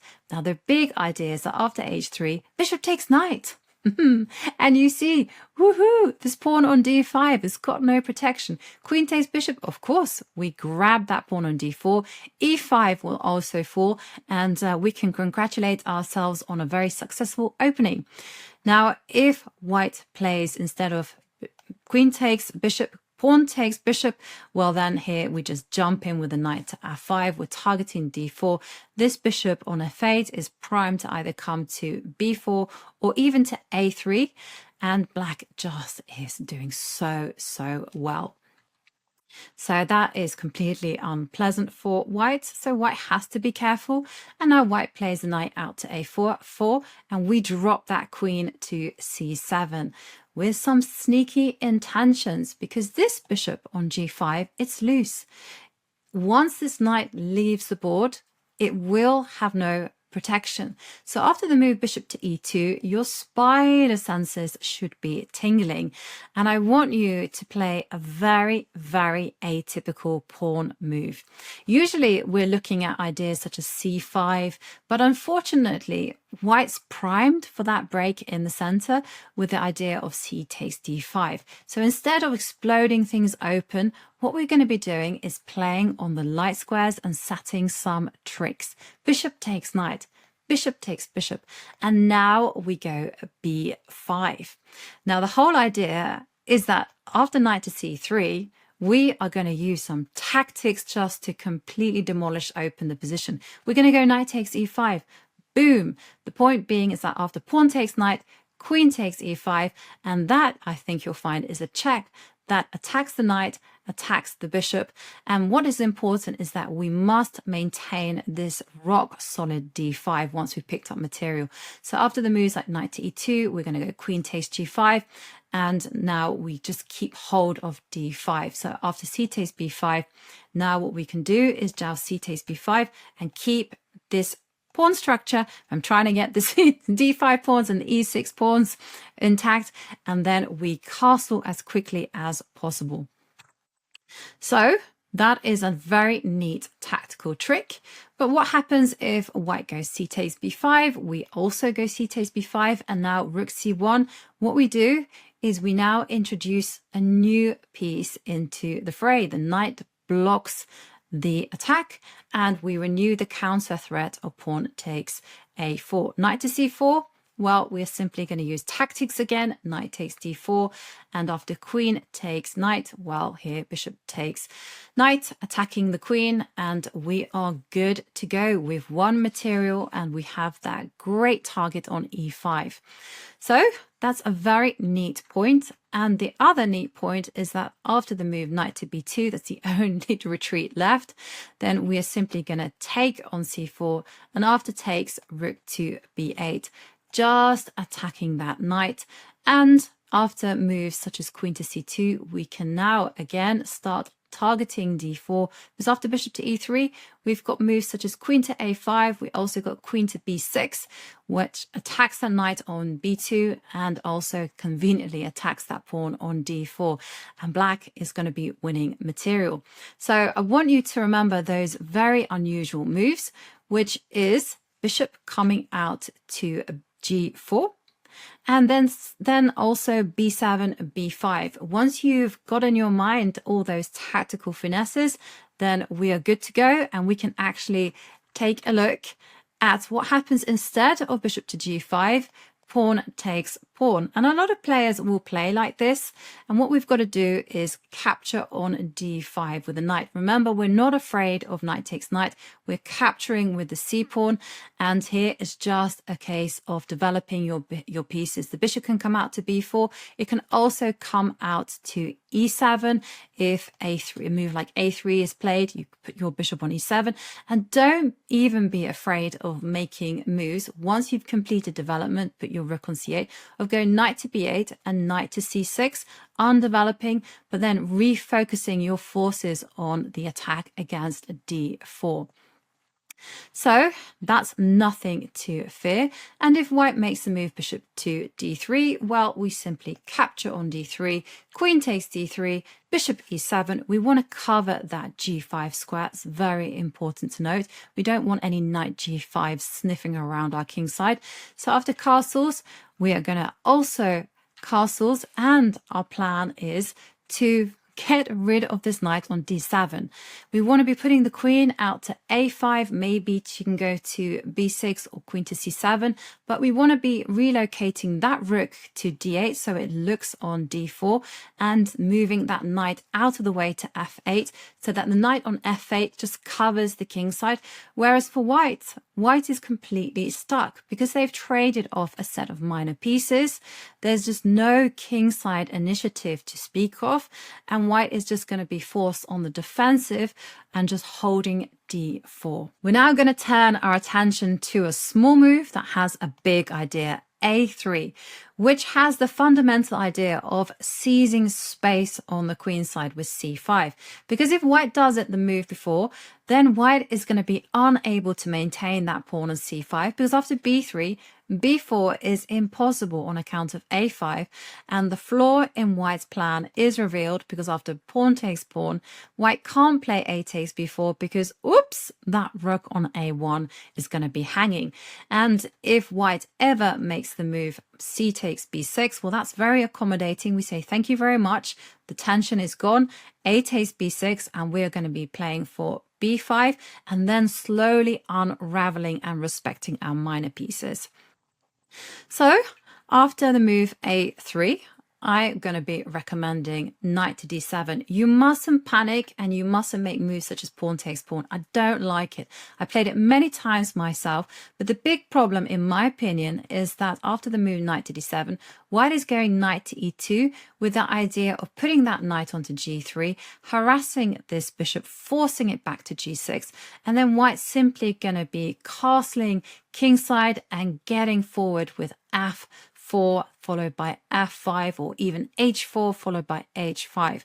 And the big problem there is that all our minor pieces are fighting for the same squares. You know, this knight on e7 wants to be on d5, but then so does this knight on d7. And every time you put a knight onto d5, it's in the way of a rook, you know, that wants to put pressure on d4. And then which piece should be on f5? Should it be the bishop? Should it be the knight? And this is just too complicated for me, so I thought, stay away. Instead, what we're going to be doing is we're going to be walking right into white's plans by playing knight to d7, saying to white, you want to take space? Go for it. So c5, b6. We cannot let white live comfortably with that extra room, and we need to start challenging. And you've got to be in the mindset that you're going to be working on both sides of the board. Obviously, pawn takes pawn, you're just going to go a takes b6. And again, you've got the idea of going b5 and getting a knight to b6 and taking control over the c4 square. So that's just too accommodating. b4. Then we're just going to go a5. Challenge on b4. You never know. If you see a move like b takes a5, of course, we are going to capture on c5. So that means white needs to move that bishop away to e3. And here we're going to work on the other side of the board, f6. And we're going to invite white to take on f6 because we are capturing with that pawn. And now what we're going to do is we're going to drop that bishop back to g6 and then get into a knight to f5. And our plan is to break out with e5, but that is the way to do it. You've got to be doing it when it comes with maximum effect, when your king is ready to run to the king side and your bishop is ready to go to g7. So just for example, knight to f3, you drop that bishop back to g6. And if you see moves like bishop to d3, well, don't worry, because now you can take, and hello, there was a pin against the A line, so you can't forget those type of things. So white isn't ready for this type of chess, and moves like g3, now you jump in with your knight to f5, and you are threatening perhaps to go knight takes e3. So if you move like bishop to f4, I just want to show you a very, very cool line. B takes c5, B takes c5, you just go e5. And the big point is that after all of these trades, knight takes pawn, bishop to g7, and you're ready to castle kingside. And also this knight can't move because the bishop takes c3, check. So beautiful position there for black. So let's take a look at what happens if white, instead of all this, goes f4. just trying to solidify. And it's a really weird position, I'll give you that. But remember, you are controlling the opening of the A line, and you're also going to explode things even more with g5. Obviously, e takes f6, you're just going to go knight takes f6, and you're going to say thank you very much for the square on e4. F takes g4, g5, knight to e4. Everything is great here because the big focus is on grabbing those squares, getting your pieces as quickly developed. And remember, you are the one who has that opening of the file, and you are the one with play against this king on e1. So that's really not very challenging. And just to mention that it actually isn't possible for white to continue the game with g3, because here white actually loses material with pawn takes pawn, pawn takes pawn, rook takes rook. You take. I mean, it's just beautiful.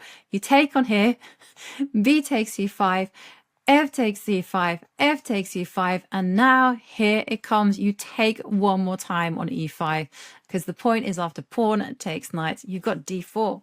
And you are simply going to be the one playing with the safer king. These little ones are still very much sleeping. And that means that you are the one who's going to build the initiative to hunt down the king. So it's a very amusing line. But I liked it and I just had to show it. And the final point in this position is that if white goes f takes g5, you mustn't take on g5. Instead, you capture towards the center, and now you are the one with full control. Because here, you're simply going to be making moves such as bishop to g7. You're the one getting castled. Again, you control the opening of these lines. And this is something that white needs to be calculating at every single opportunity. And with control of the center, with loads of pieces into play, you are the one who has that attack and definitely the better position. We're now going to take a look at the Tal variation, which begins with 4h4. Now, unsurprisingly, this is an aggressive move. It is, after all, named after former world champion Mikhail Tal, otherwise known as the magician from Riga and one of the finest attackers the world has ever seen. He came up with some fantastic quotes too, saying, "There are two types of sacrifices, correct ones and mine." I just love his confidence. Now, the move h4 is very, very popular, and I believe it's because of this trap. If black goes for the triangle formation, white will simply go g4, and then after bishop to e4, f3, and bishop to g6, h5, and that's the end of the road for the bishop because it's got no squares. So you don't want to be falling into that one. But white is also intending to go g4 followed by h5, grabbing that space, while at the same time keeping open the possibility of having a very stable center. So what we've got to do is meet that challenge head on and play h5, getting this g6 square for our bishop, but at the same time just preventing white's kingside expansions. And now there are three main moves. So the main move is to go bishop to d3. This is the modern main line. We have the old main line, c4, which has the idea of trying to trade on d5 when black isn't ready for it and is forced to take with a pawn, and white will use that to their advantage. And there's also an accurate move like knight to f3. Knight to f3 doesn't belong in this piece configuration because primarily it doesn't fit in with white's objective, which is harassing this bishop on f5. And if you see knight f3, just simply go e6. Bishop d3 is not a problem. We just simply step with bishop to g4. And now we have the f5 square for this knight to work its magic. And we will be breaking out with Old Faithful c5 when we are ready. So that's not a problem. And we're first of all going to take a look at the old main line, which of course is c4. And now the big point of c4 is, as I explained, to take on d5 when black isn't ready. So we have to go e6. And now after knight to c3, this is a point where black is threatening to take on d5 because we're going to be forced to capture with a pawn. And we don't want that. Trades are going to be good for us if we can trade pieces. So we want to maintain control with over d5 with knight to e7. And now the paths split again. We have the very old main line, which is to put that bishop out to g5. And we have the old main line, which is simply to go knight to e2 with the idea of going knight to g3. Now, bishop to g5 has fallen out of fashion big time because although it sets up a trap that after knight to d7, c takes d5, c takes d5, going to be a massive, massive blunder on account of knight to b5. And we've already broken that first lifeline, which says do not allow a knight to entrench itself on d6. We can't stop it getting there, and black is just lost. So don't fall for that one. Instead, just simply put that queen onto b6, targeting b2, and after queen to d2, now you can jump with your knight to d7 because you're ready to meet pawn takes pawn with knight takes pawn. But the whole essence is that this line isn't very popular because basically the black king can escape to the queen side, and you've got moves like f6 just to unbalance the position. Get your king to safety, make moves like f6, and then wherever the white king goes, try to attack it. So that's the old main line. So let's take a look at the old main line, which is knight to e2 with the idea of knight to g3. Now a big heads up here. This line is very forcing. There's no wiggle room whatsoever for black. So you must be memorizing the next series of moves. And they are pretty straightforward. Knight to d7, knight to g3, attacking our bishop, and now we must step back with the bishop to g6. And now white plays bishop out to g5 with that horrible threat of c takes d5 again. So we have to step out of the pin. And now the most challenging move is to play queen to b6. Just in November last year, I played f6, but I actually feel that this is inaccurate because it's just simply too loosening of those light squares around the king. So keep it solid and play queen to b6, threatening that pawn on b2. And the tau variation is actually one of those lines where white has to be on full throttle mode. White can't take that pedal off the metal by making moves like queen to d2, because now we are going to simply capture on c4. And after bishop takes pawn, we are going to get out of dodge by castling queenside with a big threat of knight takes e5. And if you see moves like bishop to e3, well, step up with the queen to b4. And after queen to e2, this is forced because if the bishop retreats, well, black has netted themselves a wonderful pawn. Knight takes e5, pawn takes knight, and now rook takes queen. And what you're going to do instead, after queen to e2, is simply to go knight to b6, bishop to b3, and now we jump in with our knight to d5. And we want to create a cozy haven for our king, and at the same time, just destabilize the white king wherever they go. So this is absolutely fine for black. So white is basically forced in this position to go all in and sacrifice a pawn. And now here, we should be taking said pawn. Take it, do a smash and grab, and then just have that motto where you gotta be trading and you gotta remember to keep your position very tight and also protect all the weaknesses. You'll see what I mean. So bishop comes out to d3, white to d3, and not a move such as bishop to e2. That's just about the fact that black is simply going to go pawn takes pawn, and then we're simply going to go knight to b6 and knight to d5. And this bishop on g6 is covering the b1 square. So that's why bishop to d3 is played. And now we have to take. There's nothing for it. Queen takes bishop, pawn takes pawn. We want to initiate that series of trades. Queen takes pawn, knight to b6, conveniently covering the b line so there's no rook to b1 ideas. And now the queen steps back to d3. She can't go anywhere else without offering herself up for a trade, upon which we will gladly accept that. So queen to d3, knight e to d5. We've got to hop in. And remember, knight takes knight, really not scary at all because we simply go knight takes knight. And then after castles, we can make moves such as queen to a3. I quite like that. It's a safety first move. And then we are just going to start unraveling our pieces and making sure our position is rock solid. So white doesn't play knight takes knight since that plays into our hands and instead goes castles. And now here, there is potential ideas of trapping our queen. So what we've got to do is create some weird and wonderful position where both sides are waiting. Our position is going to be intact, but white can't do that much. It's a really funny impasse. So queen comes out to a3. Knight takes knight, impossible because the queen takes queen. Thank you very much for the queen. So white can deal with this idea by going rook to f to d1, or white can also go knight e4, trying to get a knight into d6. Now, if you see the move rook f to d1, the move that you really want to be playing is rook to c8.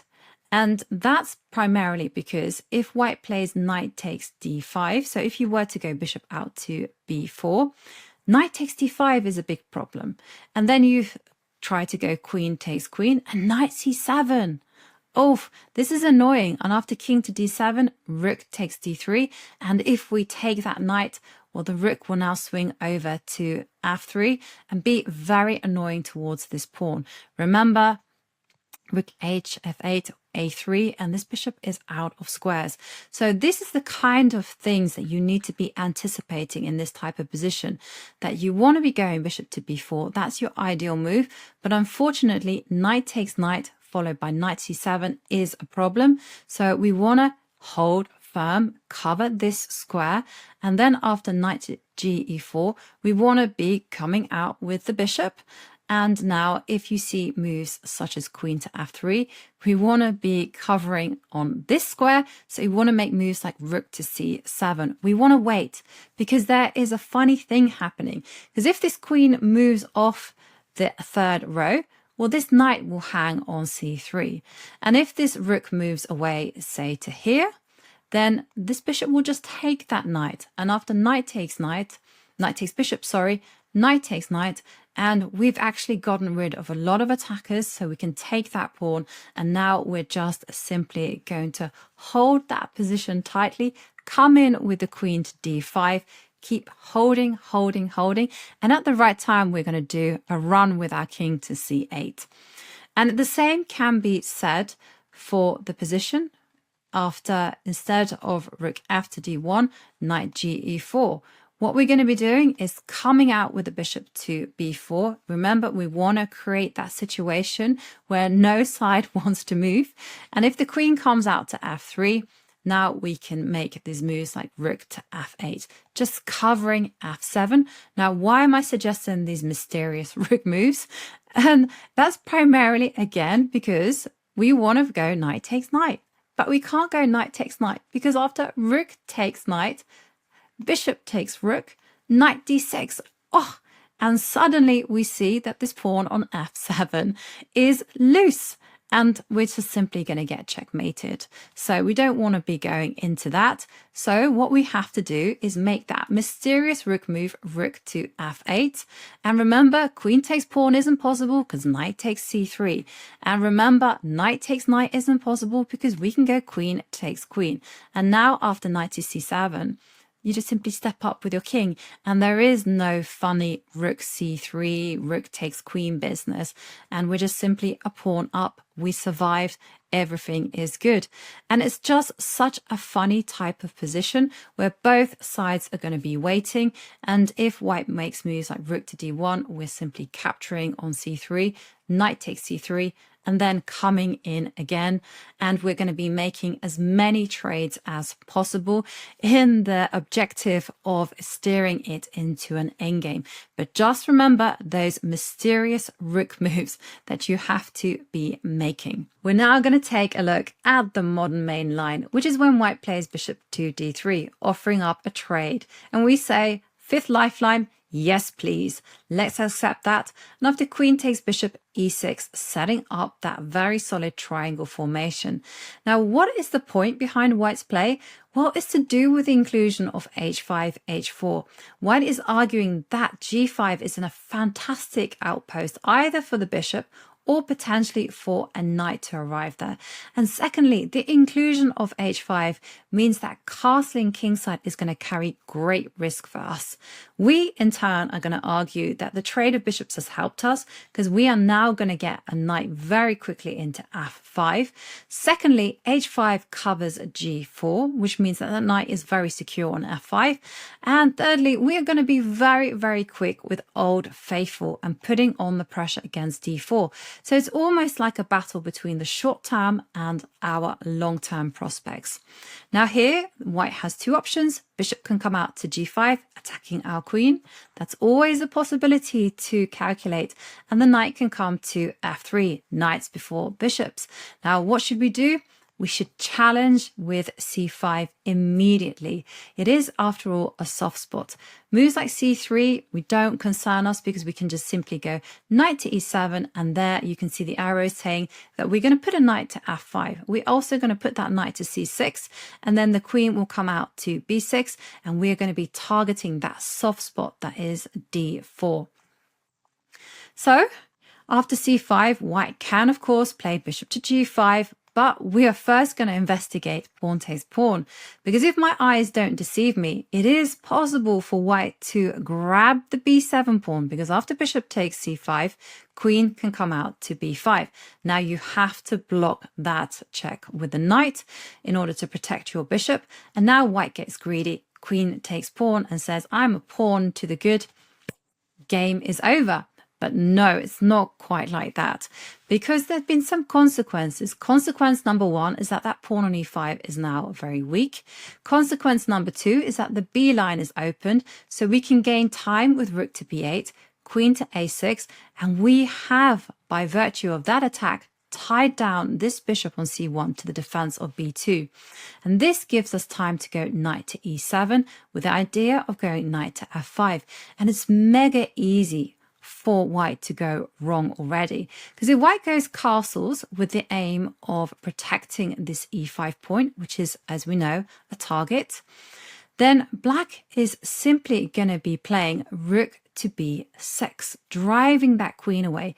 If the queen takes that pawn on a7, well, you can just simply sit there with a smile on your face, because it's never a good idea for a queen to be opposite an enemy bishop.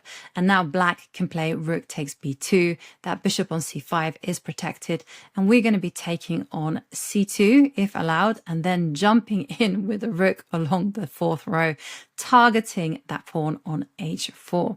So that's not good news for white. And if that queen takes a step all the way back to e2, another inaccuracy, because we're going to jump in with the knight to f5, targeting h4, and also threatening knight to g3 on account of this bishop eyeing down this white king. And now white here is in serious trouble. So moves like bishop to g5 really don't cut it, because we simply go queen to b8. And now that b pawn is under fire. Knight to g3 is still in the air. Remember, it is targeting the rook and the queen, and white has to give something back at great cost. And if white plays a move like rook to e1, we're simply going to be capturing on h4 and then trading off knights. And we have recovered the material. We have a very safe king, and there is no outpost for white on g5 to enjoy. Returning to the position where black has played c5, let's take a look at bishop out to g5, attacking our queen. And you got to be careful here, because white has 3 pieces into the game, whereas we don't have any for the time being. So what does that mean? We got to get out of dodge with the queen. So let's do it with tempo.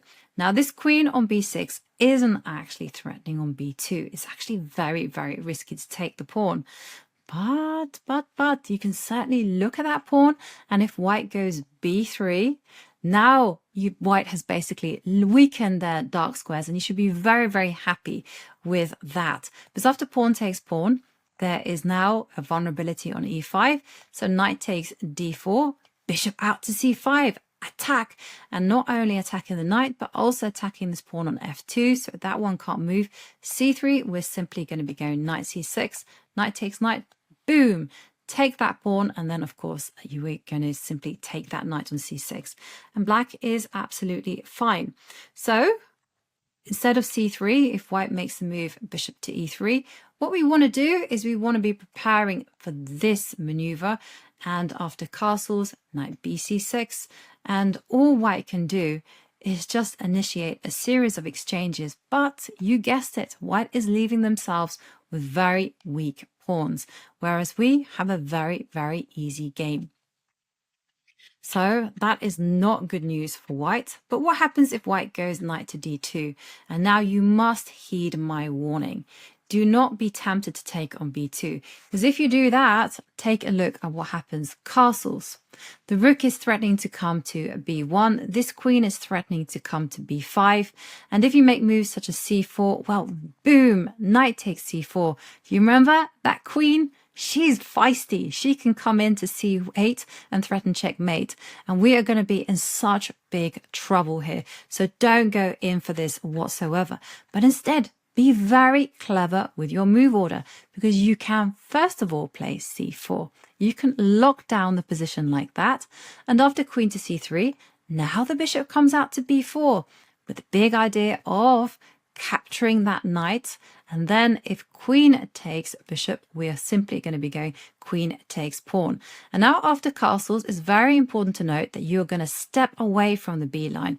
You want to be able to meet rook f to b1 with b6, and then you're simply going to be developing your knight to c6. This knight will come out to e7. You slowly work your pieces forward. Be careful with where you're putting the king. You don't need to rush with castling. It can live in the center for the time being, but just make sure that you keep everything rock solid and that you don't allow this a pawn to start marching up the board. Trade of queens is going to be excellent, but for the time being, just keep making small improving moves and keep turning the question onto white. How is white going to generate an attack? How is white going to continue? Remember, white is that pawn down. So a lot of pressure there for white.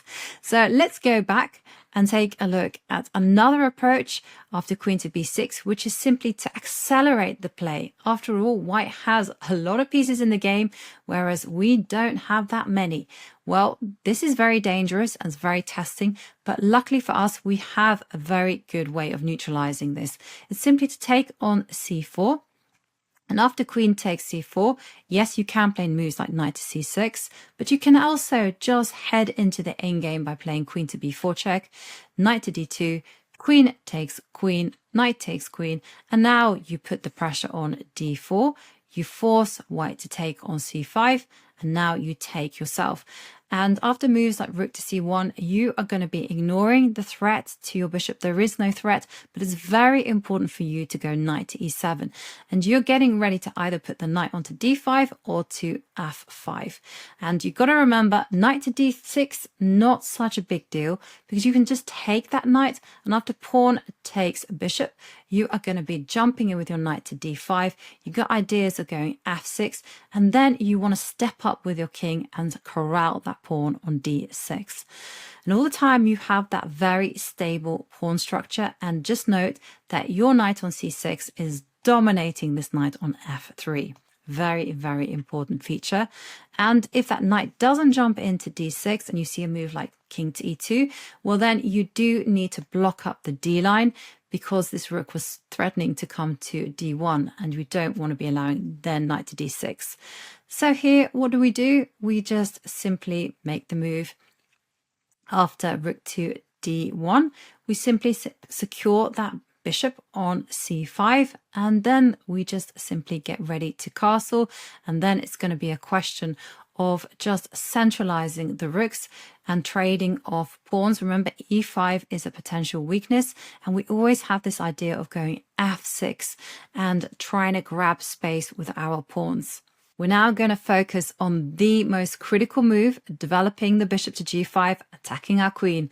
And because we're quite grateful that it's just a bishop on g5 as opposed to a knight or this pawn that finds itself on the square, we're going to leave that bishop there, not offer up a trade, and instead move our queen. Now, black has many moves, and I was drawn to recommending queen to b6 and queen to a5, but in the end, I decided to go for something that is quite breathtakingly simple. It is world champion Ding Lorenz d queen to d7, keeping the queen on a cozy square with the big idea of playing c5 and then a quick knight to c6. And in keeping that queen so close to the king, it just takes away a lot of the risk in the position. Now, white has many moves. The main move is, of course, knight to f3. White can also play many knight moves, like, for instance, knight to c3, or knight to d2, or even knight to e2 with the idea of going knight to g3. So let's have a look at the most ridiculous looking one, knight to c3. We simply go c5. Hey, look at that. The queen on d7 covers b5. There's no tricks whatsoever. And knight to f6, we're simply going to go pawn takes pawn, knight takes pawn, and now we offer up a trade. Remember, trades are going to be overall very good for us. And all we're threatening is to trade on knights, knight e7, put a knight to f5, and then we're simply going to start developing our pieces.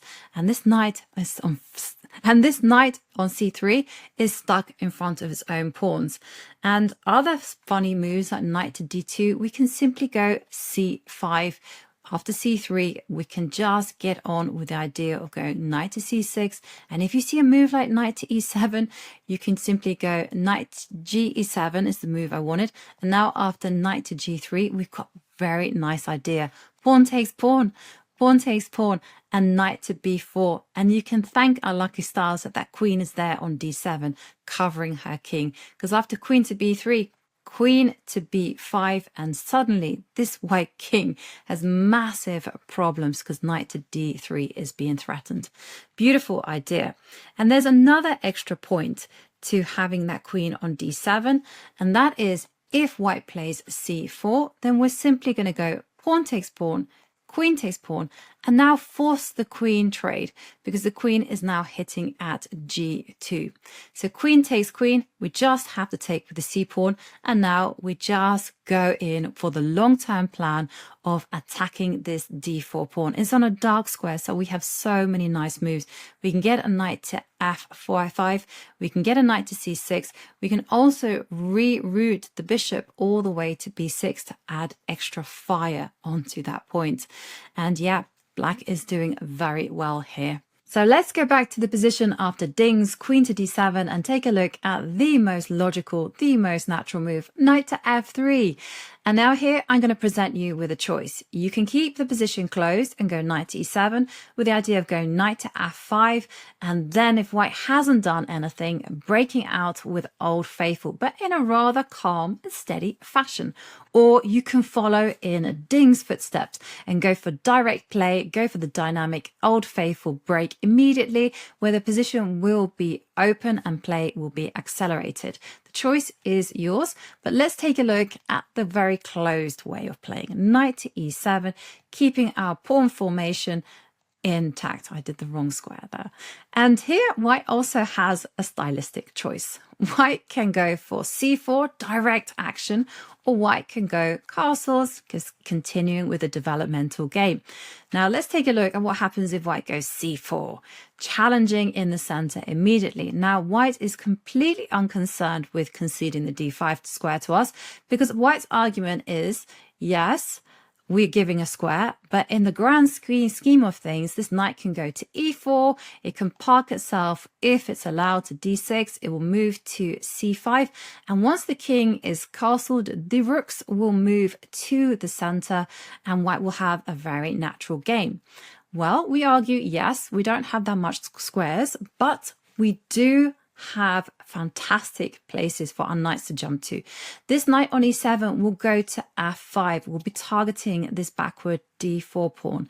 Also, this knight will move to a6, whereupon it might jump to b4. It might also go back to c7 and play a nice defensive role. And also, we do have that possibility of parking that queen to d5. And plus, with this weak pawn, we have always got the long-term advantage. And that is because if we start trading pieces, this pawn on d4 is completely restrained and we can just pile on. So let's take a look at what happens after it's black to play. So here, what's very important is that you get into the mode of putting your knights into where that they belong. This knight belongs on a6. It doesn't matter how you do it. You can go knight f5 first. That's kind of irrelevant. Knight c3. And then knight to f5. And now white castles. And now, because we are all about being flexible and keeping white guessing, I want you to play the move bishop to e7, which has some nice points. Point number one is that we're not going to be rushing with putting a knight to d5, because if white ever makes a move like knight to e4, now we can go queen to d5, inviting a queen trade, which is going to be amazing for us because we're now going to reroute that knight to e6, and then it will be a nice target on d4. And if the queen steps back, well, then she's gone backwards. We are going to go forwards and trade off the bishops. And now this knight is targeting d4 and h4. So after hg5, we can and we should castle. Remember, we've got to keep d6 under lock and key, first lifeline. And if we do that, I think this is the type of game where the better person will win. So let's go back and have a look at other ideas that black has. So say, for instance, white goes rook fe1. You can and you should be taking on g5. Why is that? Because after knight takes bishop, you can do a smash and grab there on d4. And after queen to f1, don't grab on h4 for the time being. Instead, just focus on just getting your queens to safety, so you can go back to this plan of going castles, get that queen back to b6, and then use the d line as counterplay. So that's the kind of thing that you can do. And what else can happen after rook to maybe d1? If rook comes to d1, well, again, we can keep white guessing with moves such as f6. And if the bishop steps back to f4, well, please do not make trades like this, because now you're just simply helping white get amazing knight to e5. And instead, what you want to be doing is you want to be improving your knight and now potentially putting that knight to d5, where you're going to be asking questions to this bishop. And remember, you've got this idea of castling queenside, but don't dismiss the idea of castling kingside completely as well, because you have a ready-made open f-line. Everything will depend on whether white has primed themselves for initiating a quick queenside attack or whether they haven't, in which case you should be the one castling queenside. And what I like about this is that it's a very dynamic position. There's still those long-term prospects of attacking d4, and all it's about is about improving the pieces, putting those rooks on open lines, and where we can, we pile on d4. Going back to this position, and I did offer you a choice. You don't have to go in for that long maneuvering line after knight to e7, but you can accelerate the play with c5. You can follow in the footsteps of Ding Liren, just like he did in his game back in 2014 against Russian Grandmaster Alexander Morozovich.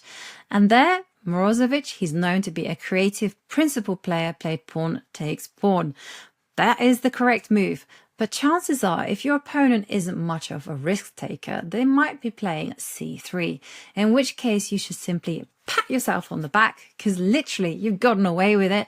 Put your knight on c6, and then if white goes knight to d2, then this is just your friendly reminder that pawn takes pawn, and then knight to b4 is quite nice for you, because after queen to b3, covering the c2 square, queen to b5 is a really nice point. You've got ideas of going knight to d3, and also the king cannot castle because it can't cross over the f1 square. So that's quite nice for you. But working our way back, let's take a look at the principled pawn takes pawn. And now you have to be very careful here, and every move must be on point, because after white accelerates the play with c4, you've got to defend d5 in the best way.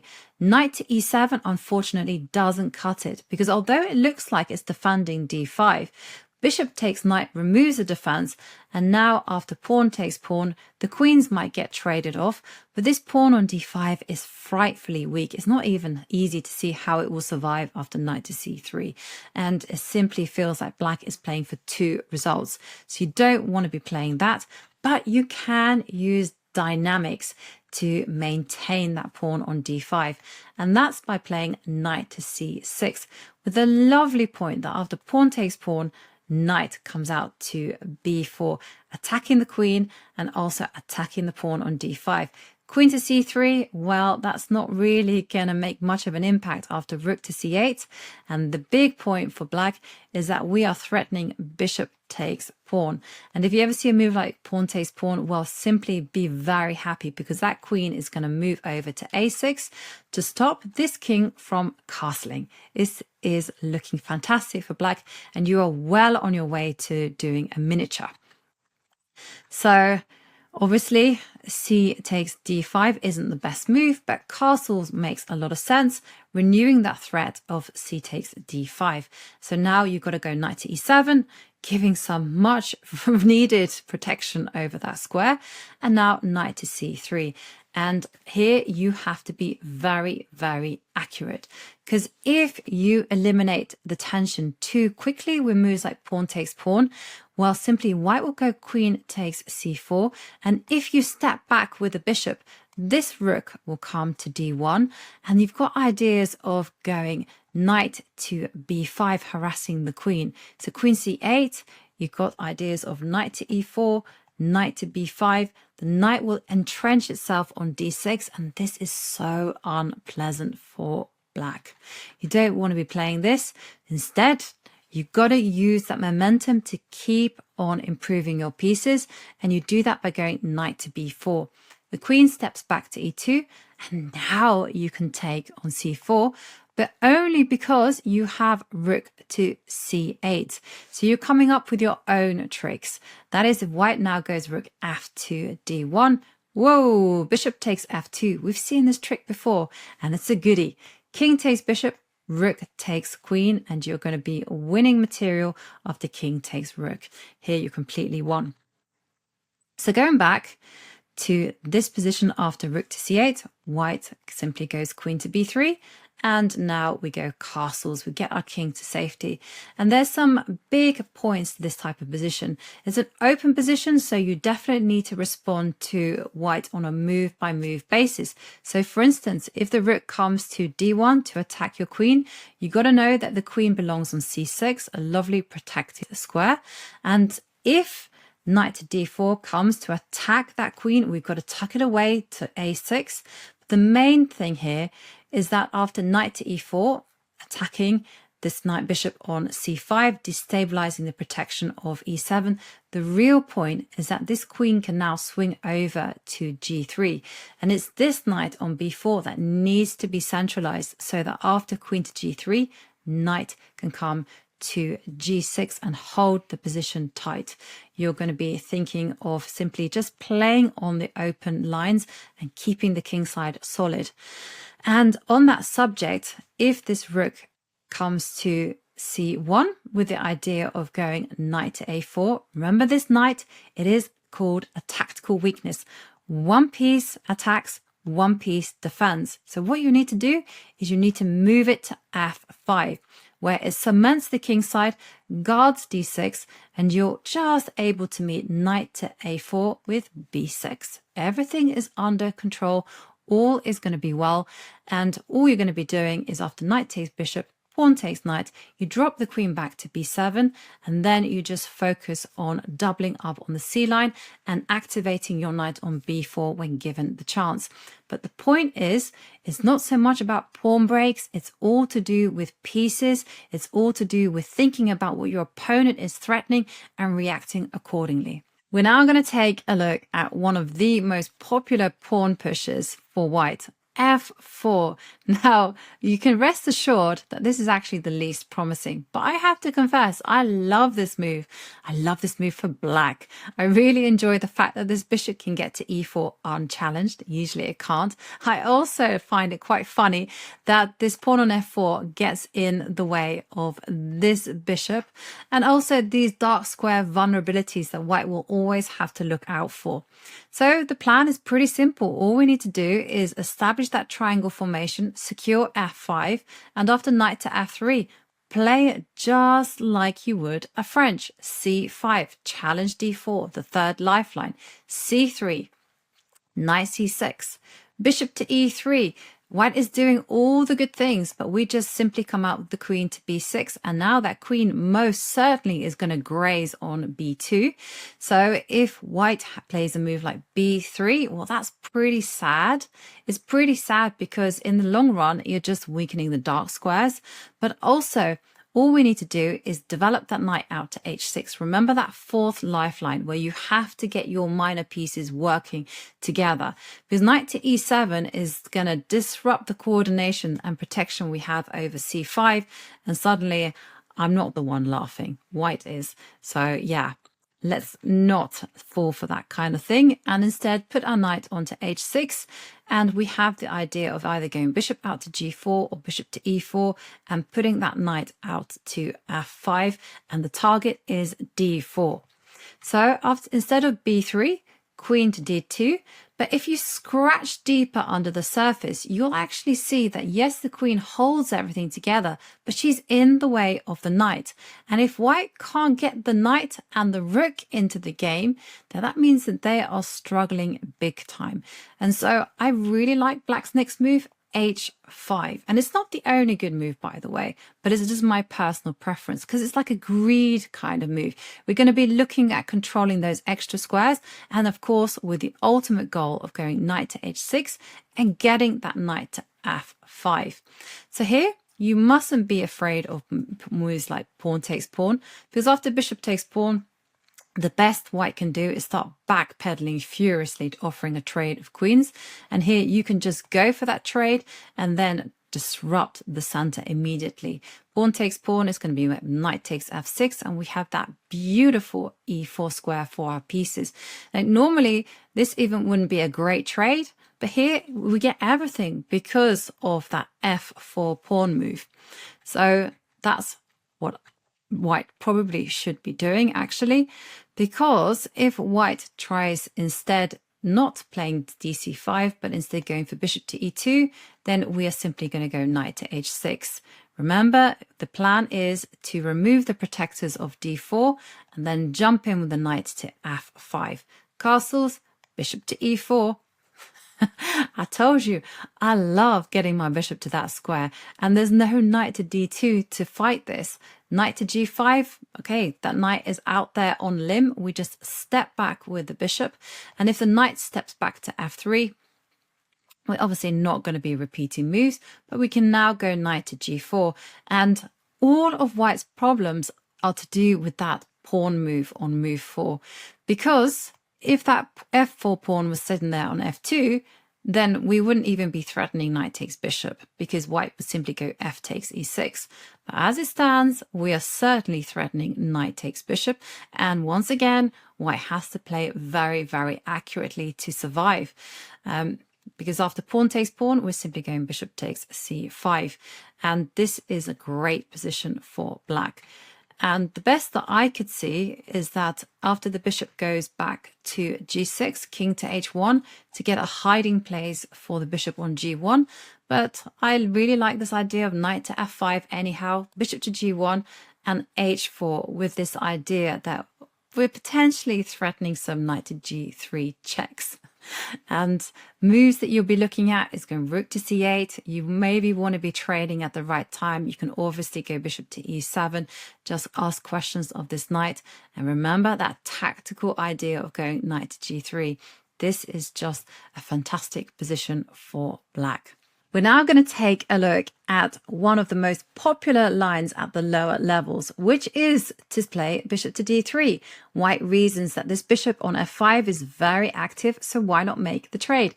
Now, funnily enough, it does have Grandmaster approval from Anton Demchenko, who's played it several times on Title Tuesdays with great effect. So maybe it should be called the Demchenko variation.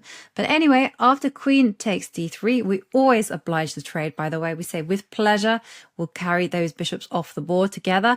And now you set up that triangle formation in anticipation of breaking with c5 and, of course, pressuring d4. Now, white has two moves, f4 and knight to f3. Knight to f3 being the most popular one, so let's have a look at how we continue with c5. Of course, queen to b5 is simply met by queen to d7, and remember, the endgame is going to be great for us on account of this unprotected d4 pawn. So after queen takes queen, knight takes queen, c3, we're going to be looking at moves like rook to c8. We want to be going in with our knight to f5, trading on d4, and that's when it becomes unsupported and a target.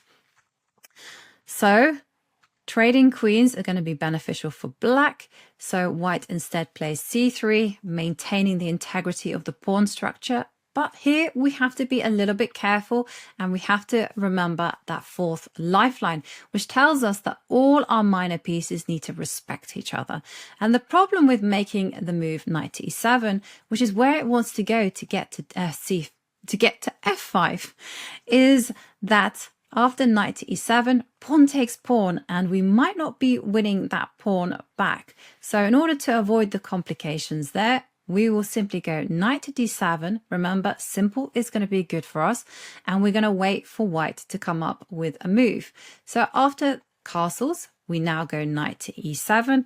And now we're going to get in our knight to f5. And we're going to simply put pressure against d4. And once we have that pressure against d4, we simply take control of the c line, develop the bishop to e7, castles. We have got ideas of going queen to b6. We can trade on d4 at the right time. And life is going to be very pleasant for us. And the onus is on whites to do something. So after knight to e7, white's most popular move is to play bishop to g5. But here, we're simply going to ask the question, what are you going to do? Where are you going to go? h6. And now the best move is probably to go bishop to e3. But after knight to f5, knight d2, bishop e7, rook ac1. We've even got ideas of going c4 with following through with b5 and a5 and b4, pawn storming the queen side. And we are rock solid on the king side. We're completely dominant on both sides of the board. Very pleasant position for black. And after h6, bishop to h4, things get fruity for us because we can question that bishop, and once it steps back to g3, we jump in with a knight to f5. But we now have an additional string to our bow because we are not just pressuring on d4, but we are also threatening to go h5 and asking the question to this bishop, what are you going to do? Knight d2, h5. I'm going to trap you and eat you for breakfast, bishop on g3. And if you ever see moves like h3, well, g4 is what you want to be doing. Don't get hung up on this idea of going h4 because the bishop will come back to h2.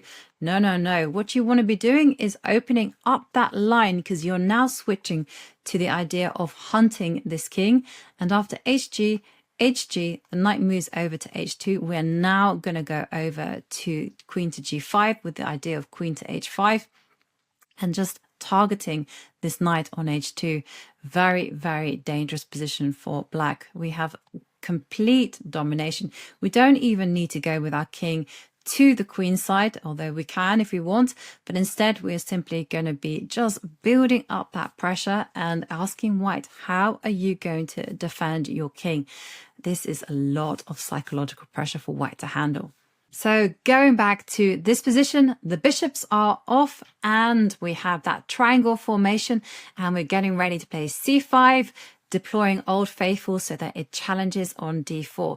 A very popular response to this is simply to go f4. And first sight, this looks like a really aggressive, really good move. After all, white is going to go knight to f3, castle quickly, and then potentially try to seize even more space on the king side. Well, this, I believe, is actually worse than it looks because this pawn on f4 gets in the way of its own bishop. And also, white has voluntarily weakened their own dark squares. But black has to be very, very precise in order to take advantage. And you have to follow a 3-step process. So step 1 is you must put your knight out to h6 in order to get ready to put a knight onto f5. That is the goal for you. But you put it on h6 because if you put the knight on e7, take a look at what you've done to your own bishop. Bishop is going to be unhappy and it's going to be harder to get in Old Faithful. So knight to h6, very important move, knight to f3. And now the second step, which is to put as much pressure as you can against d4. So you want to be going with Old Faithful immediately, targeting d4. Pawn takes pawn, well, simply bishop takes pawn, and that bishop has a very nice line towards g1. I mean, take a look at that. It is beautiful. You're simply going to go knight to c6 and continue with development. And white has to worry about those dark squares. So that's never, ever a problem. c3, a lot more logical. After all, white maintains the integrity of the pawn structure. So you've got to continue with step 2, pressuring d4. Knight to c3, very important move. And now after castles, you got to remember that your ultimate goal is to put that knight to f5. But you got to do it at the right moment, because if you do it right now, it's going to get driven back with g4. And after knight to h6, h3, then we have a very, very complicated position.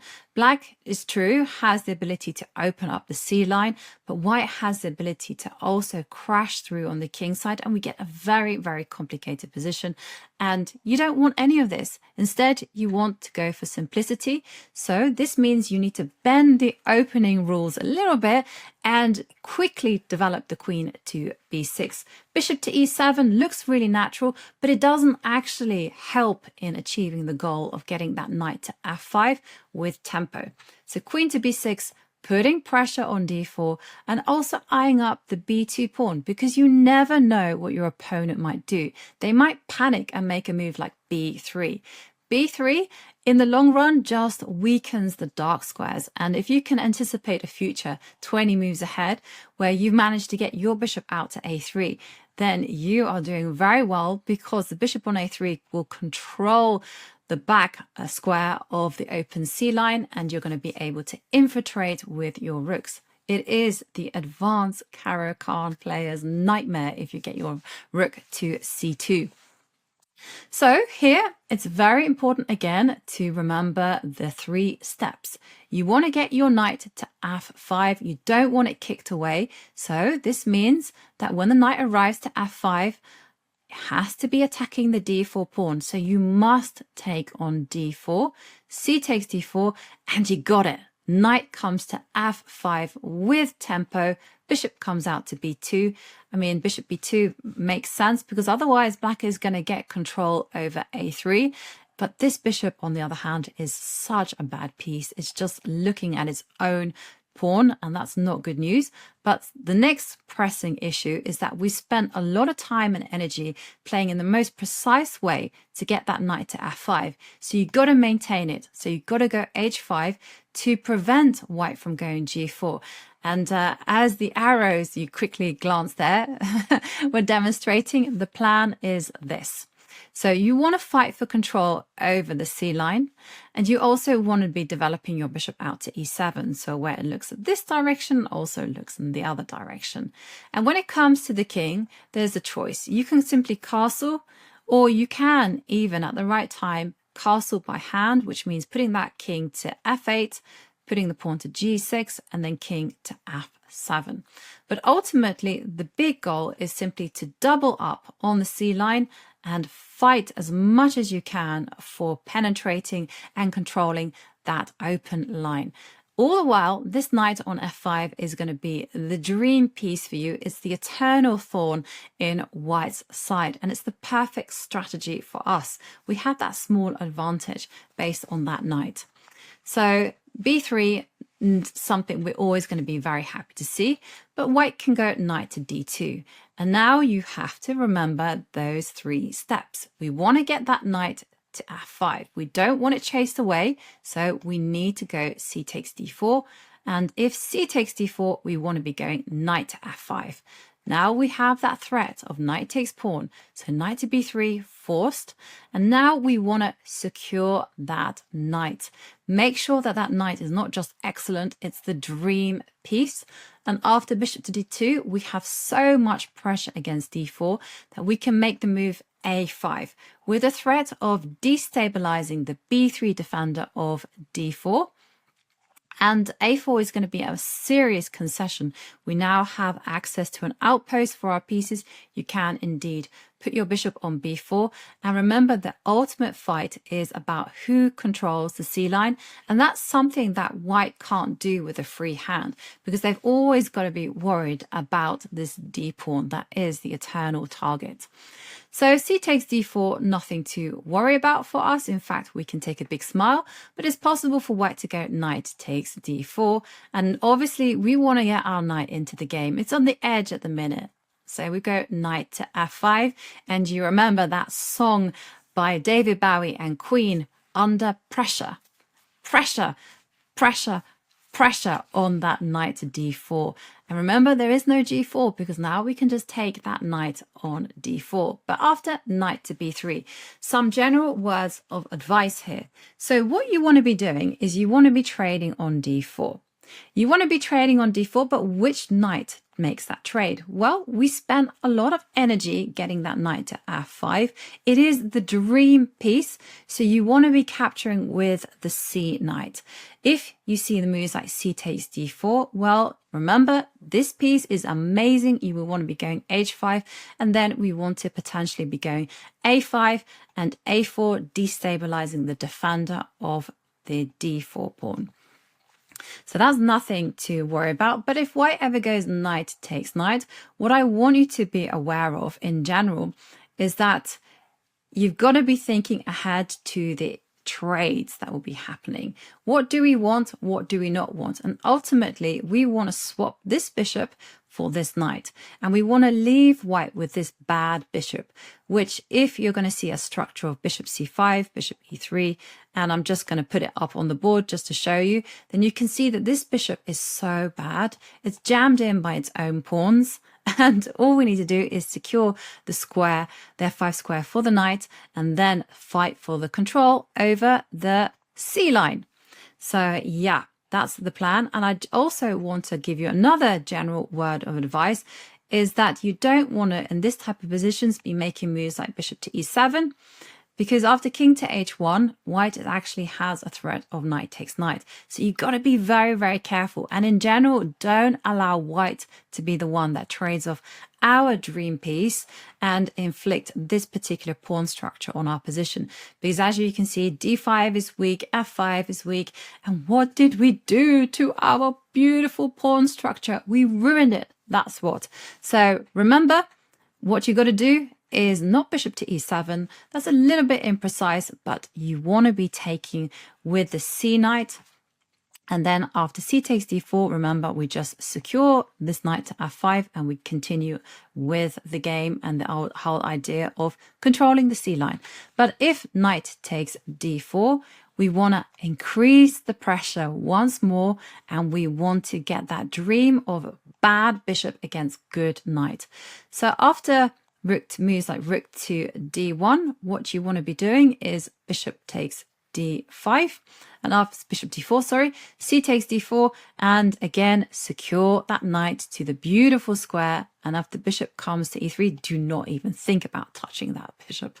You want to instead just castle, and then you are quick to work your magic along the b line, and you have that very small edge because of this amazing knight on f5, and you have that target on b2, and you have the ideal setup for your pieces.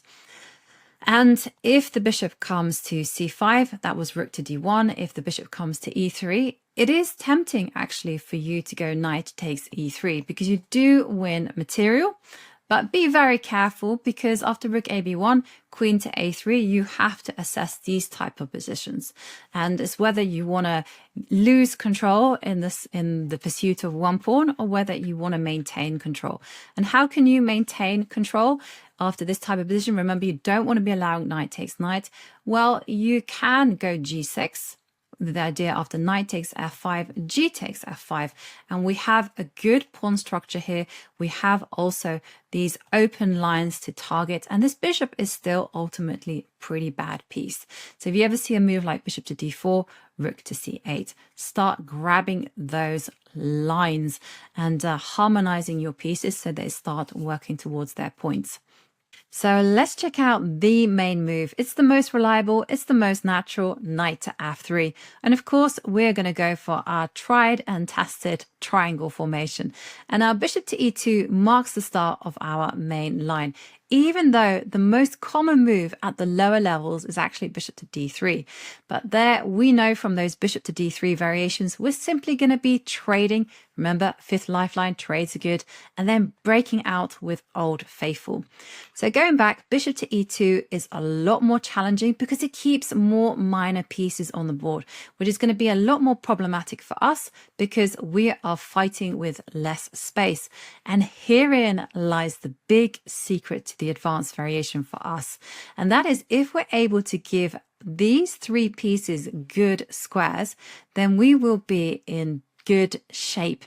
So what does that mean? I have a 3-step plan to solve this issue. We're going to go knight to e7. Knight to e7 has the idea of going, wait for it, c5. And then this is where things get interesting. You put the knight over to c6. And then this knight on b8 will move over to d7. It's like a big switcheroo. And this bishop will go to e7. And we get our optimal formation because the pawn on c5 puts pressure against d4. This bishop on f5 and also a bishop on e7 will control any potential kingside expansion. And the best thing about this whole setup is that it actually hasn't been recommended anywhere, even though it's known to be very solid, very safe for black. No one is writing about it. No one is doing courses on it except yours truly, which means that you might be able to take your opponent by surprise. So what does this mean in practice? What are White's typical responses? White can play knight to h4, attacking this bishop, making use of the fact that knight stands there on e7. White can also go castles, waiting for black to go c5 before deciding on what action to take. And white can also play the very highbrow move c3, setting up a beautiful pawn chain and at the same time discouraging us from playing c5 because after pawn takes pawn, it's not going to be easy to regain the pawn after b4, and that pawn on c5 is protected. So going back, we're not going to be going c5, but instead we're going to be preparing Old Faithful, just going knight to d7. We're still following the plan, don't worry. And there's something I've got to say about c3 in general. c3 is actually not very popular at all at the lower levels. It does have a big fan following at the higher levels, but you don't need to worry if top level players are playing c3 because there's something I want to point out about their play. They're often not following repertoires. It's often very concrete move by move, backed up by heavy computer analysis. And us mere mortals are actually going to be struggling to understand the deeper point to their play. So don't worry, their style will be difficult to emulate. And here, after castles, what else is White going to be doing? We are now going to get our second step in. c5, phase 2 is complete. And now here we're going to be looking at two moves. The most popular choice is bishop out to g5, but we're also going to be considering the elite player, world-class Anish Giri's repertoire suggestion of dc5. And there we'll be paying very close attention to what he recommends, and we'll have an answer to that. But for the time being, let's focus on the most popular move, bishop out to g5, setting up a potentially deadly pin against our queen. Now, why am I saying it's potentially deadly? And that's because you need to be on your guard here, because if you waste time with a move like bishop to g6, white might play knight to a3. Like, what is that knight doing out there on a3? So you boot away this bishop, and now here things get dicey, because white's plan is to go knight to b5 and entrench itself on d6. And because of this pin, we're not able to go knight to c8, covering d6, or knight to f5. So we're going to be in big trouble.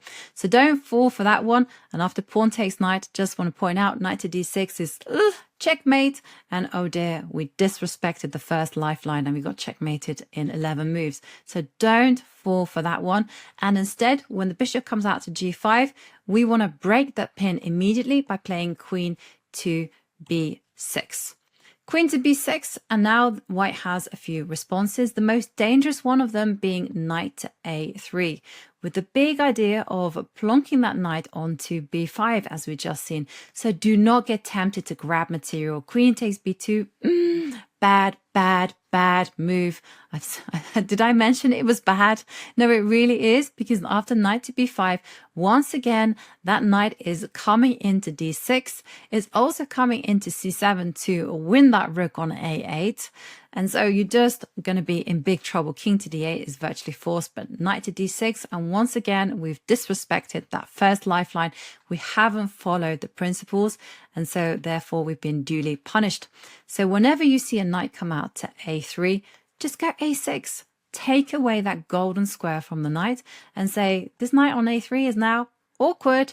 And then what you can do is simply, just after knight to c2, you simply go knight to c6, you boot away this bishop from g5, and then you continue with the plan of putting your pieces on their great squares. So the most common move isn't knight to a3, unsurprisingly, but it's actually b3. A knee-jerk reaction to queen to b6. And here we start completing our three-step plan. Knight c6. Phase 3 is complete. And here, after a move like bishop to e3, overprotecting d4, all we need to do is complete development, and we have the beautiful, perfect piece formation. Because if white does something like knight to d2, what we're going to do is we're just going to focus on development. Our bishop is safe on f5, and now the plan falls to white. What are they going to do? If white makes moves like rook a c1, we just simply copy rook a c8, and we again start asking the question to white, what are you going to do? How are you going to advance? Because remember, trades are going to favor us. And ultimately, our big idea is simply to secure this bishop on f5, go moves like h6, or you can drop the bishop back to g6. And then you're just going to get ready for that big opening, c takes d4, and the opening of the c line. And you're going to do that at a time when you are ready and white isn't. Going back to the position, let's check out what happens if white plays the more testing pawn takes pawn. The best by a long shot, and can you believe it? Recommended by Anish Giri in his 1e4 repertoire chessable course. Now, of course, we like pawns, so we're going to recapture. Now, the first point I want to mention is that you shouldn't be afraid of moves like bishop to b5 check. They're actually not the best move for white, but it is very tempting. We see a check, we play a check. Now, it's super important for you to remember that you block this check with the c5 knight. You put it back to where it came from, because it does play a role in targeting e5. So if white does absolutely nothing here and just makes a move like bishop out to e3, we're simply going to go a6. And then once the bishop drops back, we're going to go knight to c6 and start targeting e5. So that's not a concern. But what could be a concern is if white decides to accelerate the play even further, trying to make use of the fact that our king is in the middle of the board. Now here, what we want to do is step back with that bishop. We want to preserve it. And now white goes, I'm going to go for broke, potentially threatening f5. So here I really like this idea of going a6, drive this bishop away from this diagonal, and then once the bishop steps back to d3, white is determined to get f5. Bishop takes bishop, Queen takes bishop, and this is just playing it safe. Go g6 with the idea of going bishop out to g7. You can castle kingside, and you can make moves such as knight to c5 with the idea of jumping in with the knight to e4. This knight doesn't have to go to c5. It can also go to b6 and also to c4. But you have a rock solid pawn formation, and you also have great pieces. So plenty of things to outplay white with.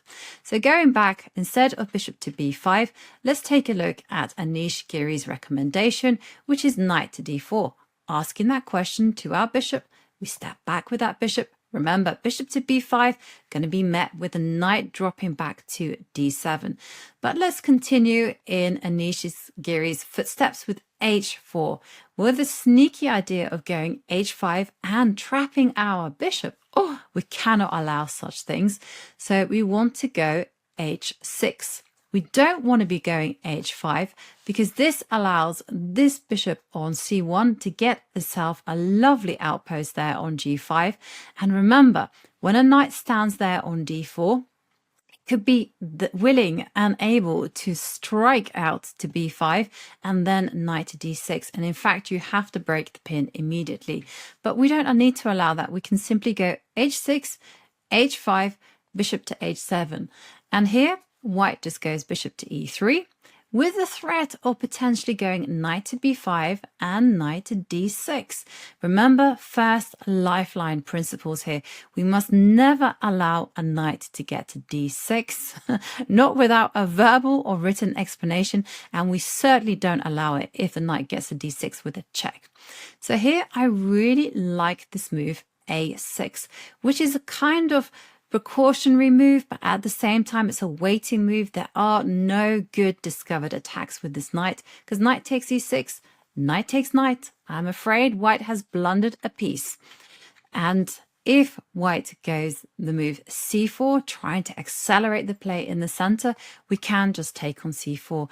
And then the whole point of us waiting with a6 is revealed, because not only can we jump in with a knight to d5, but we can also just initiate immediate play with queen to c7, rook to d8. We're going to be quick with coming in with a knight to d5 or to f5, and then we are going to be bishop to e7s and then castles kingside. And we are very, very active with our pieces. And e5 is still that target. h5 is a potential long-term problem for white. So this is the beauty of us waiting with a6. So if white goes knight to d2, now is the moment for us to jump in with our knight to f5 and initiate that set of trades. Knight takes bishop is a big threat, so white is more or less forced to go knight takes f5. And now after bishop takes f5, we don't want to ruin our pawn structure at all. White can go knight to b3 with the idea of going knight to d4 and then chasing our bishop away. So what do we do to that? We can go knight to d7, which is a really nice move because it simply threatens the pawn on e5. We are going to be really persistent about annoying white with this whole thing. And if you see moves like knight to d4, well, drop back with the bishop to h7. It doesn't matter if you go to e4 or h7. But after f4, we now have control over the e4 square. So what do we need to do? We need to develop our dark square bishop and then get castled as quickly as possible. And we have a very dynamic game again. We have access to e4. White has this very strong idea of going f5, but they're never ready for it because we put that knight on to d7 and prevented that by simply targeting e5. And here, double-edged game. White will have to play very actively in order to maintain the initiative, whereas if we're able to consolidate our position, we'll be looking at enjoying the e4 pawn. We're also going to be looking at enjoying the possibility of opening up the c line so our rook can take control. So returning to the position after knight to e7, let's take a look at the opportunistic and, in my opinion, superficial knight to h4. Because yes, white wins the bishop pair, But white has taken a lot of time in the opening when they should have been developing, chasing down a bishop that is already protected. In fact, this knight on e7 is dreaming of getting to its gold dust square there on f5. And from f5, it will be targeting and putting pressure against d4. Third lifeline. So we have a spare move. And what should we do? We should be consistent and follow through on our plans. Now, white has three responses here. White can go c3, setting up that beautiful pawn chain. White can also be consistent, follow through on their plan, just simply take our bishop. And white can instead roll the dice, be greedy, and take our pawn on c5. White voluntarily ruins their pawn structure, although ruins is a harsh word. I'll say that they weaken their pawn structure in the quest for grabbing material. Now, this one is risky, especially if white is stubborn and wants to be holding on to the pawn on c5 for as long as possible, because the more that the pawns advance, the more the point of no return is reached, because pawn advances leave behind weak squares. And white has wasted a lot of time in the opening, remember. So here, what I believe is that you should first resolve the situation with this light square bishop. You move the pawn to h6, and you're getting ready to tuck that bishop on h7, and you say to white, what are you going to do? Are you going to take it, or are you going to forever hold your peace? And if the white king castles, we drop back with the bishop to h7. And now our queen is taking a look at that knight on h4. So b4, we simply go knight ec6. And now knight takes b4 is threatened, as well as queen takes knight. So that's why, ironically enough, white's best move is knight to f3. But then again, this knight has just been wombling away in Wimbledon and hasn't done anything. It's actually back on the square it started from. So we simply go knight ec6. And now this pawn on c5 is going to be dropping off, because after bishop to e3, knight to d7. And there you can see the whole consequence of everything. White has just gone on a dance there with putting the knight to h4, then back again. Whereas we've played in a very constructive way. We've got our bishop on h7, a hiding place. And now c5 pawn is going to be falling. So that's not great. Going back to this position after h6, we should also always check out the checks. Bishop to b5. How should one block this one? Well, knight bc6. You want to keep a knight on e7 so it covers f5. And I just want to quickly show you what happens if white is super stubborn and tries to cling on to the c5 pawn with moves like b4. Now you got to remember this one. This one's very instructive. You can go a5 first and destabilize that pawn. And a3, of course, is impossible, because after ab, white can't go ab because the rook on a1 is hanging. Good news for us. And if you see the move c3, we can just simply take on b4. And after c takes b4, this is the important move. Queen will come out to h4. The queen joins in the fun, and she's targeting b4. But not only that, she's also threatening to go queen to e4 check and snatch that pawn on e5. So if white goes a3, of course you check. Drive that king to f1, and now a mega cool move. You throw in knight to h4 so that you are targeting g2. And once the white rook steps back to defend, then you've got queen takes e5, and you are prepared to grab that pawn on h2. And then what you do once you grab that material is that you simply focus on getting your king as quickly as you can to the king side. So you've got to drop that knight back to f5, bishop to e7, and then castle ASAP. And then you just simply enjoy that extra pawn that you've escaped from the opening with. So going back to this position, let's, instead of white checking, which as we see can be easily neutralized with knight bc6, let's take a look at knight takes bishop directly. Now here, of course, we're going to be capturing with that knight. Do not get tempted to go e takes f5. We don't need to ruin our pawn structure like that. Instead, put that knight to the dream square, and then we are going to be looking at that pawn on c5. And remember, white's best choice actually is just to play very calmly now and go castles. That's why it's best. And just allow us to win that pawn on c5. And then all we need to do is develop our knight and start targeting on e5. That is the vulnerable spot. You can even make moves such as knight e7 in order to get the knight to g6, so that you're well and truly asking the question of white, how are you going to defend e5? But instead of castles, let's check out the critical, of course, b4. White clings on to that extra material. Now, here we need to be destabilizing this. We can't let white castles, we can't let white solidify on the queen side, because then we will just be a pawn down. So we've got to play in a very direct way. a5, challenge b4. Remember, pawn takes pawn, never scary. We just simply go on to capture on c5, and then the a5 pawn will fall. So here c3 is forced, and now this is the beautiful point, and that is that we just come out with our knight to c6. We are targeting e5. We're also targeting b4 as well, and one of the pawns will be falling. And the beauty about it is that you don't even need to rush with capturing, because white can't defend everything. So say for instance white makes the move a3. You can go g6. You can of course take that pawn on b4.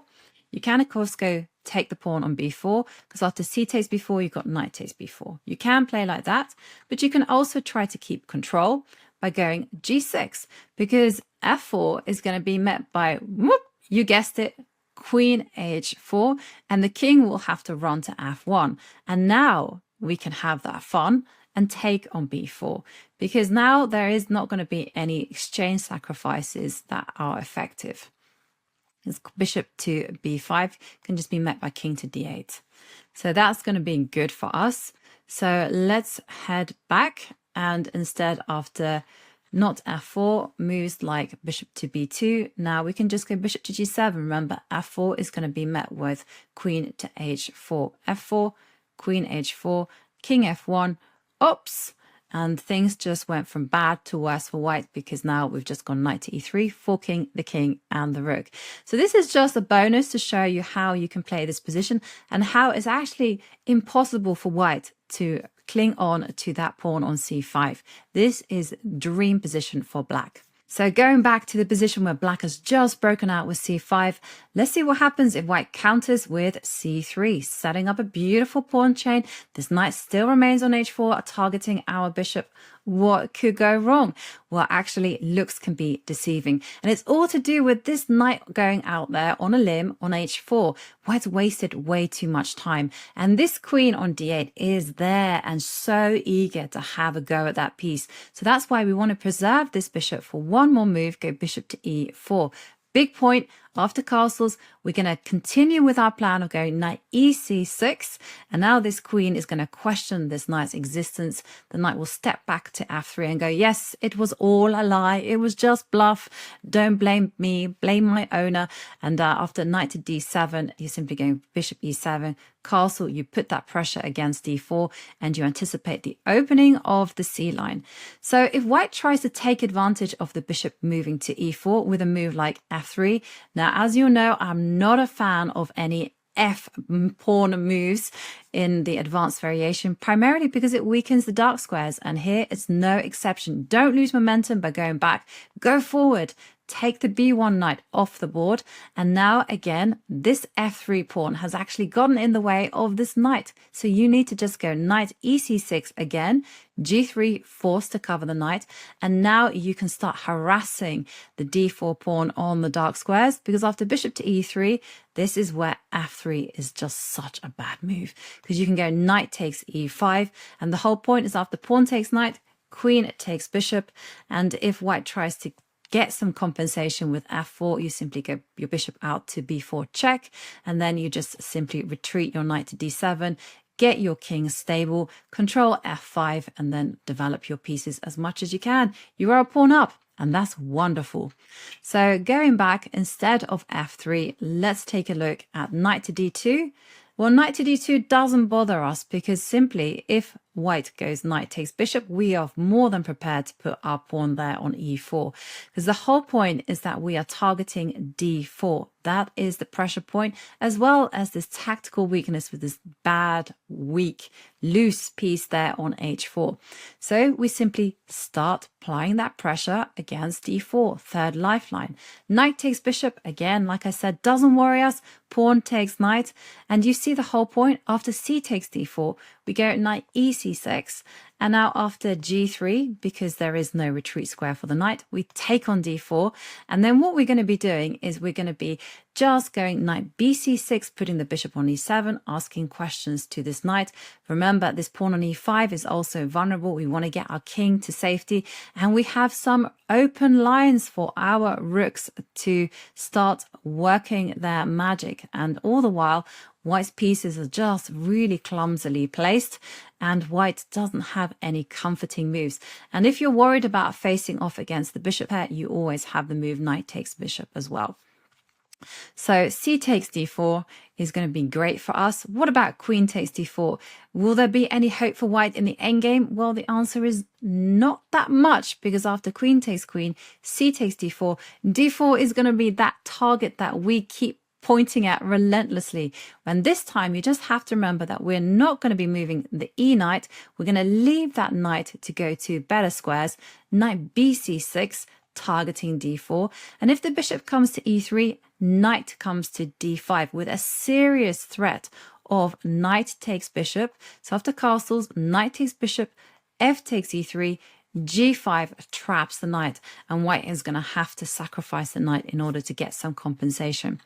So instead of castles, if white goes g3, remember you want to be targeting d4, so you've got to go bishop to b4 check, force that king to f1, and now you can just castle with the idea of going rook f to d8. This rook can also come to c8, and this knight can maneuver its way back to f5 to target d4.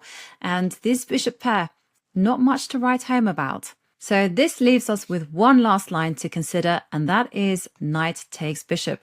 Now, obviously, you do not want to capture that knight with the pawn, because if you do that, you're going to make me very unhappy, because you've literally ruined your own pawn structure. Why do you do that for?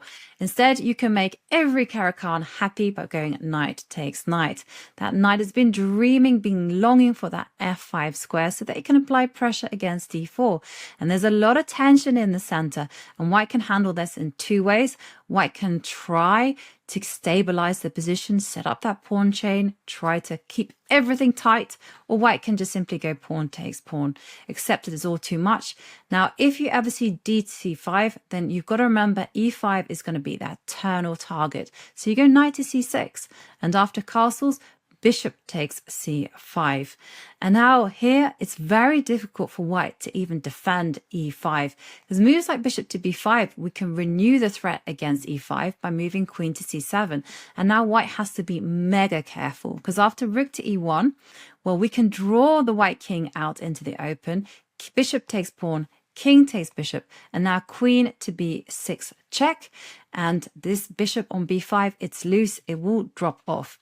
So going back, instead of dc5, let's take a look at c3.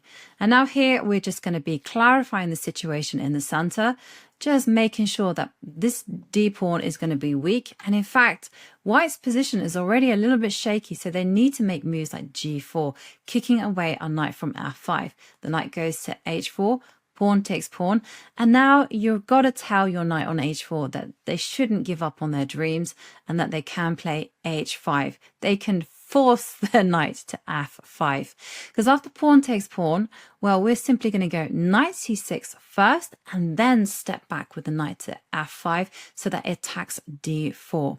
Very important idea there, that you want your knight to get to f5 when it's directly attacking that pawn. So that's going to be good for you. But instead of g4, c takes d4, what should we do? Well, here, let the third lifeline guide you. And you're simply going to play this position as if you were playing the French defense, except you don't have any troublesome light square bishop. Knight to c6. And now after bishop to e3, we're going to continue with queen to b6. Now moves like knight to c3 don't really bother us at all, because we can actually grab that pawn. Knight to b5, aha, with the idea of knight to c7 check. Well, Got bad news for you, white. Bishop to b4 check. And of course, after king to f1, we can take that bishop. F takes e3. And this bishop on b4 isn't under threat at all. It's not even loose. We can just get our king to safety. And we're simply a pawn up.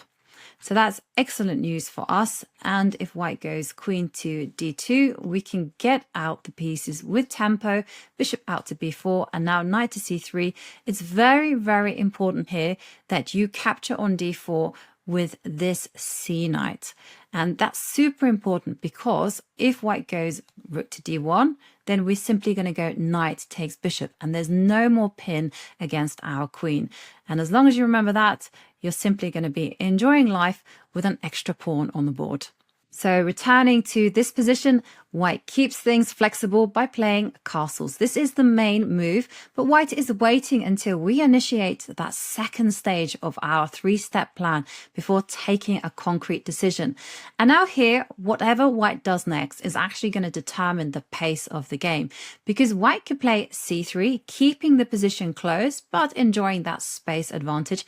And you can see that this is going to be a maneuvering game where it's all about who can make effective use of the wings.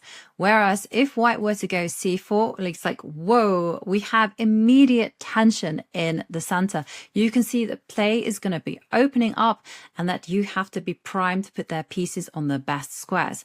You can also play knight to a3. White delays the decision with the c pawn and instead perhaps focuses on putting a knight on b5 and giving us first lifeline problems of putting a knight onto d6, as well as setting up c4. White can also just again play bishop to e3 with exactly the same idea, just developing a piece, delaying what to do with the c pawn. And finally, white can decide, this is again a very critical response, to play pawn takes pawn with the idea of resolving the tension in the center but acting very quickly with the pieces. So let's break down all of those approaches one by one. So first up, c3. Beautiful pawn chain, but potentially threatening dc5. So that's why we need to keep c5 controlled. So we go knight ec6 and alleluia, three-step plan has been completed. So bishop to e3. We need to protect c5, so knight to d7. We're getting ready just to put their pieces where they belong. And just a quick word of when to play c takes d4. So if you put your knight on d7, and if white goes knight to d2, it's not a good idea to go c takes d4 because white will capture on d4 with the knight targeting that bishop. And after that trade, then you can see that this knight on d7 is completely misplaced. It in fact wants to return to b8 and park itself on c6 so that it can target d4. So therein lies one middle game rule, that you can only take on d4 if there's a concrete reason or if white is unable to take on d4 with the knight. So white can play many moves in this position. I saw a very highbrow game between two world-class grandmasters, Fabiano Caruana and Shahryar Mamedyarov. There, Fabiano Caruana played after bishop to e7, a3. And here, Shahryar just waited with a6. And after rook to e1, Fabiano was getting ready to go knight to f1 and potentially knight to g3. Castles, knight to f1 came, but rook to c8. You can see that this is a waiting game. And after knight to g3, of course, you want to preserve this bishop. You want to give it a hiding place there on g6. And now Caruana made a mistake. He played knight to d2. And as we know, if that knight no longer guards d4, that is the moment for us to take on d4. That's what Shahryar did. And after c takes d4, queen to b6, and we've got the idea of putting pressure against d4. We also now have access to the c line, and white is actually a little bit worse. So going back, instead of a3, white can try to resolve things immediately with knight to b3. Now, knight to b3 puts pressure on c5, so it more or less forces our hand. We expand on the queen side, driving that knight back to d2. And after that, we simply go castles, but our plan is this. We're going to control the white king side activity, and we're simply going to get on the plan of cracking open a line on the queen side. And our bishop is so good on f5. Look at that. It controls the b line. So when we get b4 in, this is going to be very, very effective. So let's take a look at what happens if white goes for the dramatic move c4, locking horns with all the pawns in the middle of the board. Well, suddenly we have to be on our toes, especially when we see the move c4, because there's so much tension in the position. It could blow open at any time, but luckily I have a few guidelines to assist. So guideline number 1, don't make any accommodating trades. So don't go c takes d4. Who's going to benefit? White's going to benefit. That knight is going to come to d4. It looks at the bishop on f5, and worse than that, this c pawn is getting ready to capture on d5, and this bishop is preparing to come to b5 to give a check to the king on that exposed diagonal. Black already is skirting on the edge. Now, you don't want to make moves like that. And after d takes c4, well, white will simply go knight to a3. And then this knight will stand very well on c4 and give us first lifeline issues. It is coming to d6 if we allow it, and that's going to be very complicated. So we don't want that at all. So instead, we take a step back and we ask ourselves, what does the position require of us? And this king will respond ASAP. It will go, I don't like being on an open diagonal. Give me some cover. Understood. But this knight will also respond and says, no, I need to be on e7 to cover d5. In that case, there's only one move that also deals with white's threat of going dc5, and that's knight bc6. Because after dc5, you must remember this idea. d4 is the move, with the intention of stepping forward to d3 and trapping this bishop on e2. Now, wouldn't that be nice? Bishop d3, of course, we're simply going to make those trades, and now this knight will come out to g6, and this bishop on f8 will be winning the c5 pawn, and our two knights will be harassing that pawn on e5 until the end of its days. All we need to do is just, once we've captured on c5, castle, put pressure on e5, and then centralize our rooks. So going back, instead of dc5, let's take a look at c takes d5, but this is the reason we left this knight on e7. We're simply going to take on d5. After knight to c3, we're simply going to be trading knights. And now we're just going to go bishop to e7. We're going to take on d4, then castles. And the whole point is once we take on d4, we've got a backward d4 pawn that we can play against. How do we fight? We basically stop it from moving forward, control the d5 square, and then we pile up on the d line, and then we hopefully win it. It's as easy as that. So going back, obviously, white isn't going to be resolving the tension in the center, but instead white could play the move knight to c3. And suddenly it is all systems go against that pawn on d5. Remember that white has d takes c5 in their pocket. And now this knight is threatening to come out to b5. We've got to be very, very careful. But we can take advantage of the fact that the knight is on c3 and now play our beloved d takes c4. Because unless the rules of chess have changed, this knight cannot get to c4 so easily. So white has a few moves here. White can just ignore our pressure against d4 and play bishop takes c4. We'll be investigating that one. White can also go pawn takes pawn. This is the most popular move. And also I want to cover, just for convenience and safety's sake, knight to b5. Knight to b5, alert, alert. Knight is coming into d6. Can't go for that one. We're not going to allow it. So knight to g6 is the most accurate try, because after moves like d takes c5, we're simply going to capture that pawn on c5. And once again, our knights are attacking this pawn on d5. And that is the essence of the position. If we get rid of that pawn, we are going to be doing very, very well.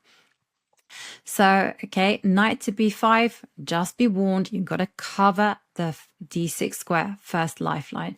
So let's take a look at the most popular move, dc5.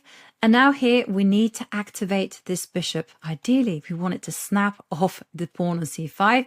So we want to be going knight to d5, which has the very nice idea of bishop to g5, knight takes c3. You attack my queen, I attack yours. And after bishop takes d8, knight takes a queen, and here everything is doing very, very well for us, because after rook a takes d8, we can just simply count the pieces and take a look at that. We've already won material. So that's absolutely impossible for white. So they'll have to make a move like b takes c3. And of course, we trade off those queens and then we win the pawn on c5. And thankfully, this bishop is there on f5, controlling the b1 square and stopping white from using their rooks to attack our potentially weak b7 point. So knight, bishop to g5, not scary. Neither is knight takes knight. Incidentally, you must always work out all the checks and the captures and the threats. Queen takes d5, queen takes d5. We go straight into the endgame. And now if the rook comes to d1, targeting d5, then we have many moves. Amongst them, rook to d8. We can also castle. But the main thing is that you need to gradually start improving your position. So moves that you want to be making are, you want to be going, the arrows are kind of showing it to you, but bishop to e6 is a nice safety first move, over protecting d5. We want to be going bishop to e7, and we want to be generally just gradually moving forwards, seizing space on the wings. Remember, e5 is that soft spot that we hopefully should be targeting, and we will be playing for an eventual d4 if white allows us to. So black is doing okay here. So working our way back, let's have a look at the most problematic move for white, which is knight to d4. White is saying, anything you can do, I can do better. No, you can't. Yes, of course, we want to give white that bad pawn structure. And now here, this is the only time in my Caro Kann course where I'm going to be recommending that you allow white to go knight takes f5 and you allow white to double our pawns. So you must be playing bishop takes c5. If you make a move like bishop to g6, that's too slow, way too slow, because white will just go knight takes c6, b takes c6, and now the queen will come out to a4. This bishop comes out to f3, and our king still stuck in the middle. It doesn't have any company. So don't be going for that. Instead, you've got to embrace the complications, and they will be coming. Bishop takes c5, knight takes bishop, e takes f5. And now I want to show you a mega cool trick that was played all the way back in 1996 between world-class grandmasters Alexei Shirov and former world champion Anatoly Karpov. There Shirov played bishop takes at c4. What could be more natural than that? Well, this bishop on c4 is loose, and we have the stunning bishop takes f2 check. Woo-hoo-hoo.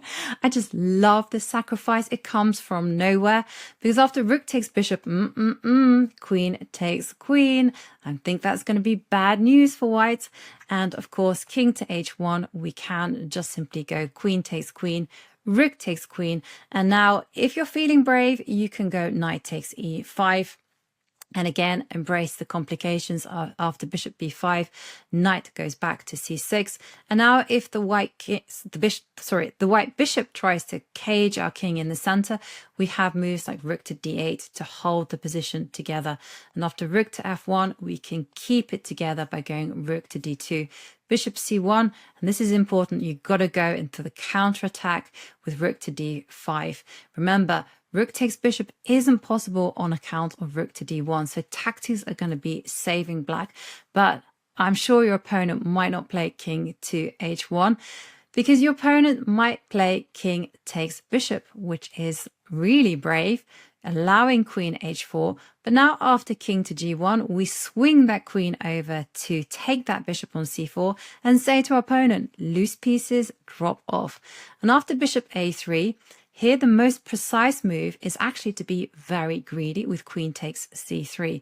The whole point is that you attack that bishop and you get ready to go queen to d4 check, trading off queens. Best move is bishop to d6, queen d4, queen takes, knight takes queen. And I know we're kind of like 18 moves in and this isn't just theory, but I really wanted to show you this whole idea of going bishop takes f4 and bishop takes f2. And I just think it's such a beautiful trick, that something that you should be aware of in the position. So going back, let's look at the most precise move, bishop to f4, not bishop takes c4, bishop f4, and now we go queen to e7. We want to be targeting e5. And once again, white has to be careful. Moves like bishop takes c4, you can play very quietly with castles. That's a possibility. And then you're just going to go g6. You're simply going to centralize your rooks.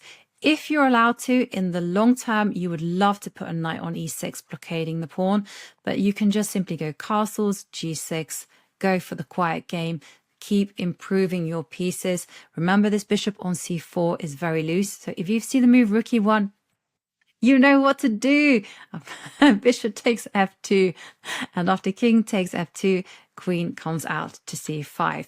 But if you're in a must-win situation, I just want to point out this resource as well. You can go g5. And after bishop to d2, castle queenside. And if you see moves like queen to c2, f4, this game is going to get very, very fun, but it is very double-edged. If you're looking for a safer position, definitely castle kingside. Go for this setup of g6, centralize the rooks, and if you can, get your knight over to e6 just to blockade and this pawn on e6, this pawn on e5, and just ask the questions to white. How are you going to be improving? But it's going to be a fun game regardless. So returning to this position where black has just played d takes c4, let's check out the sacrifice bishop takes c4. Now don't fall off your chair in shock, because white hasn't just blundered a pawn. It is a sacrifice, which we will be accepting with knight takes d4. And you want to go knight takes d4 because you need this knight to cover the all-important checking square of b5. You also want this knight on e7 to be able to jump over to c6 to support its sibling in the center, but also this knight to c6 will be very handy in blocking a potential check on b5. Now, white's big idea is to put the bishop out to g5, setting up a pin against the knight. It also contains a nasty, nasty trap. That is, if black goes h6, falling into it, hook, line, and sinker, what white will be doing is going knight to b5. Can you see it? That knight is going to entrench itself on d6. That is the first lifeline that we've already broken, because we can't go knight to c8 or knight to c6 because of bishop takes queen. Oh my goodness, we've lost material.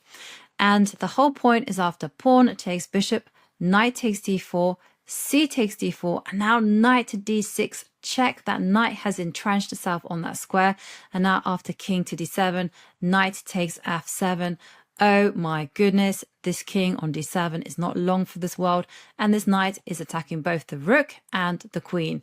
So big, big trouble there for black. So don't fall into it, and you can avoid that trick by simply getting yourself into the mentality, when a bishop comes to g5, I must break this pin. We've seen this theme time and time again. And now you can do that by playing the very clever queen to d7. But once again, you're going to heavily rely on these two knights to do a lot of the defensive work. So first up, this knight on d4 covers b5. This knight on e7 gets ready to go to c6 to block a potential pin and win job there with the bishop coming to b5. So how does it work in practice? Because there are a few captures that we do need to calculate.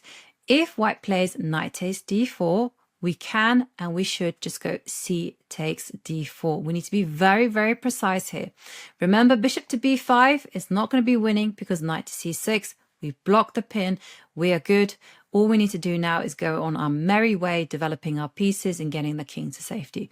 All is good, but white can remove the defender of c6 by going bishop takes knight. And here, once again, we gotta be precise.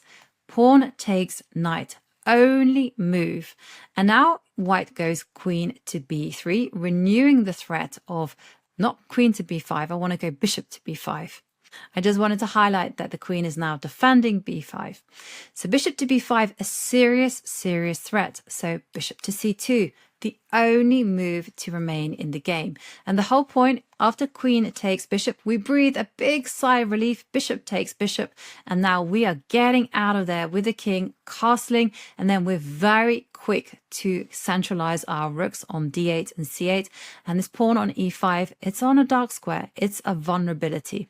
And if this queen, instead of going to b3, goes to e2, setting up the same idea of bishop to b5, well, here it's less powerful because we can go and take some liberties by grabbing that bishop with our king.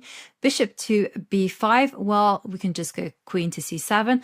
And the way that we run away with our king is that after moves like rook a to c1, we simply go c2. There is going to be no lines open on our watch.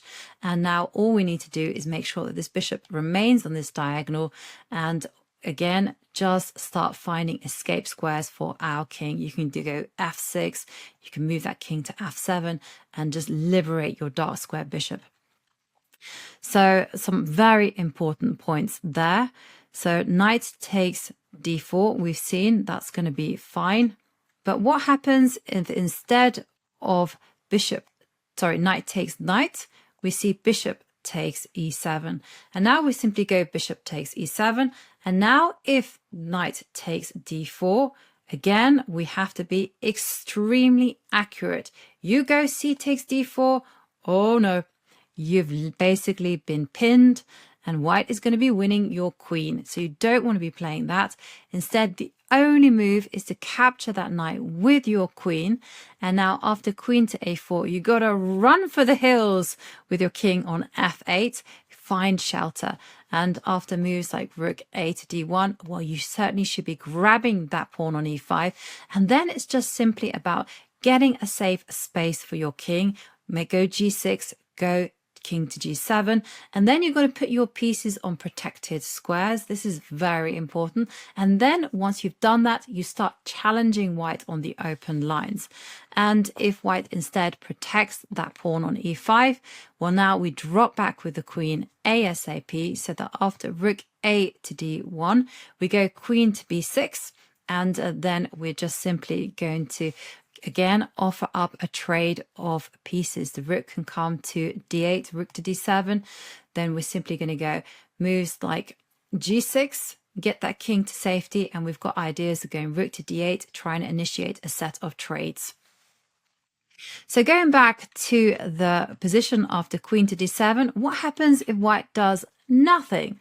So if white doesn't capture any pieces, doesn't try to pin and win our queen, and instead makes a move like rook to c1, well, that's not a problem. We just simply go knight ec6, the knight goes to its promised square, and then we just continue with bishop to e7, we castle, and we are simply a pawn to the good. That's the end. So let's take a look at a move that some might call illogical, putting that knight out to a3. Now, although this move is pretty weird, and I don't think you're going to be facing it too often, it does get quite spicy because the whole point of putting that knight out to a3 is that this knight is intending to go to b5 and then gallop into d6 to give us first lifeline problems. And plus, a knight on a3 supports c4, and when all four pawns lock horns in the middle of the board, well, we know we have to be on our toes.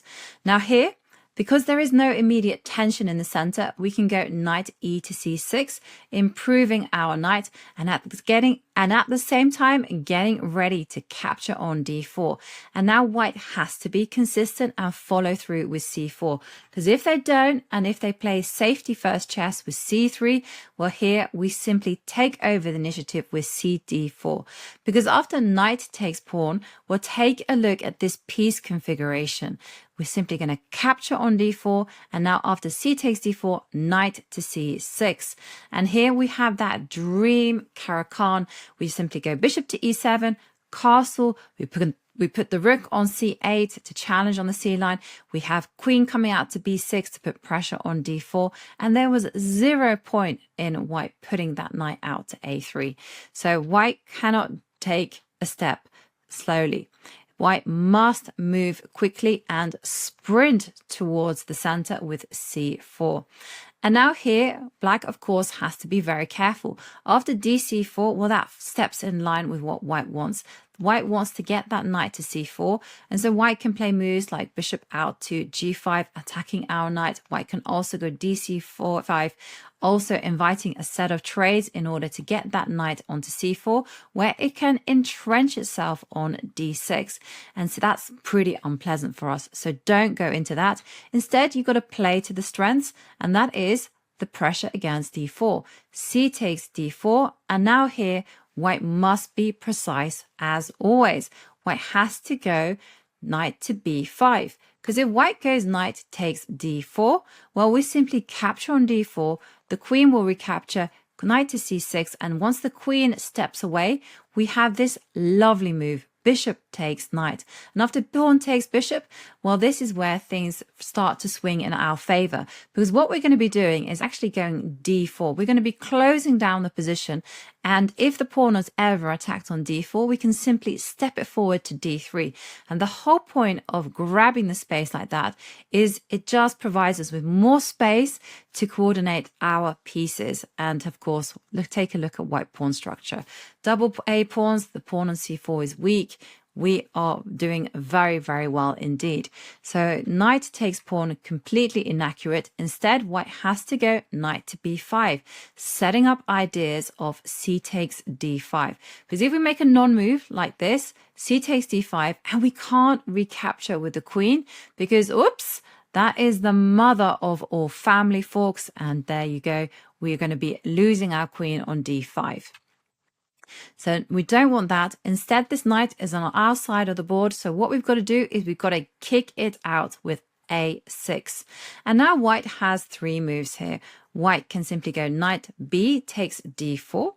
White can go on the counterattack with c takes d5, attacking our knight.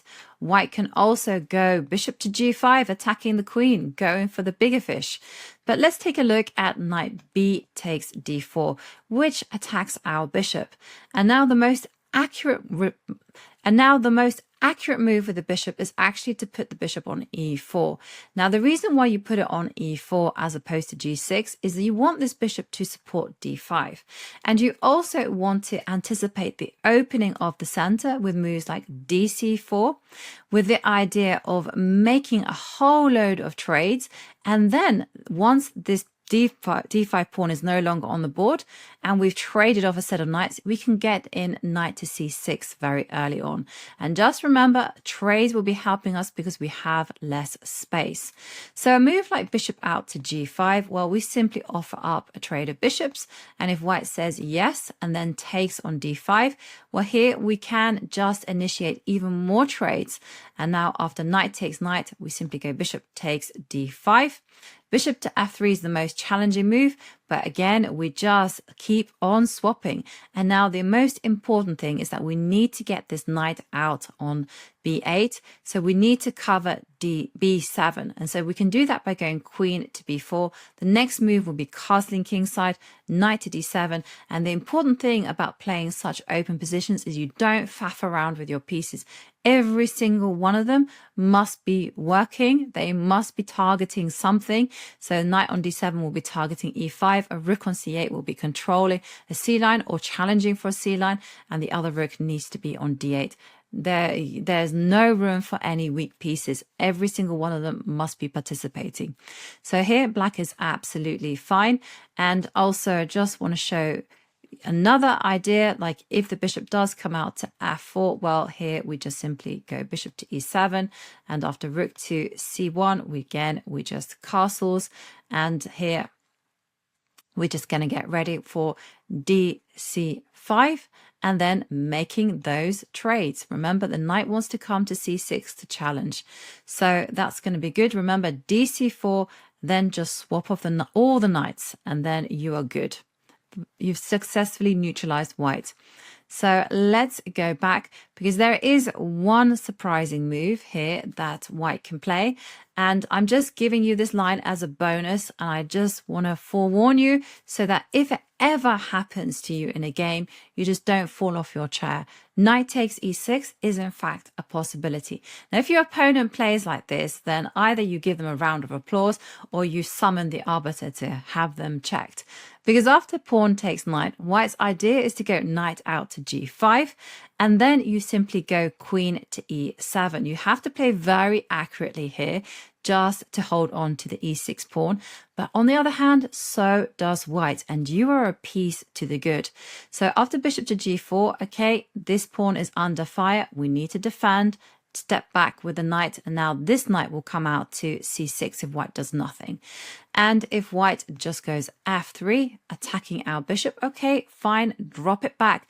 And the whole point about this particular position is that after c takes d5, e takes d5, queen takes d5 is going to be seriously wrong, because their golden rule 101, when your king is in trouble, trade of queens, and that's exactly what we've done. And remember, we have that extra piece, so we can afford to give back a little bit of material. And if white goes on the offensive with moves such as f4, well, here you just go on the counter offensive, attack this knight. Remember, boot out those aggressive pieces. And if the knight steps back, you just, of course, step forward with your bishop to e4. And then you just continue with trying to get your pieces into the game. Remember that it's all about unraveling your pieces and finding a hiding place for your king. And believe it or not, if you ever see a move like bishop to h5, it's fine. You can just simply run with your king to c7, and you use the b8 knight for cover by putting it on c6. And remember, it's a very complicated position, but you are material up. So therefore, white is the one who's going to be feeling the heat. So going back to the main position, instead of knight b takes d4, let's take a look at what happens if white goes on the counter strike with c takes d5. Now, this is a very tricky move per se, but we have some flashy moves to counter, and that is to go d3. And the fundamental point is that after bishop takes pawn, the bishop was trapped after all, bishop takes bishop, and now white cannot go queen takes bishop, because now we can just simply go pawn takes knight, and there is no pawn takes knight for white, because whoops, that queen was loose on d3. And a round of applause for us, because we just won.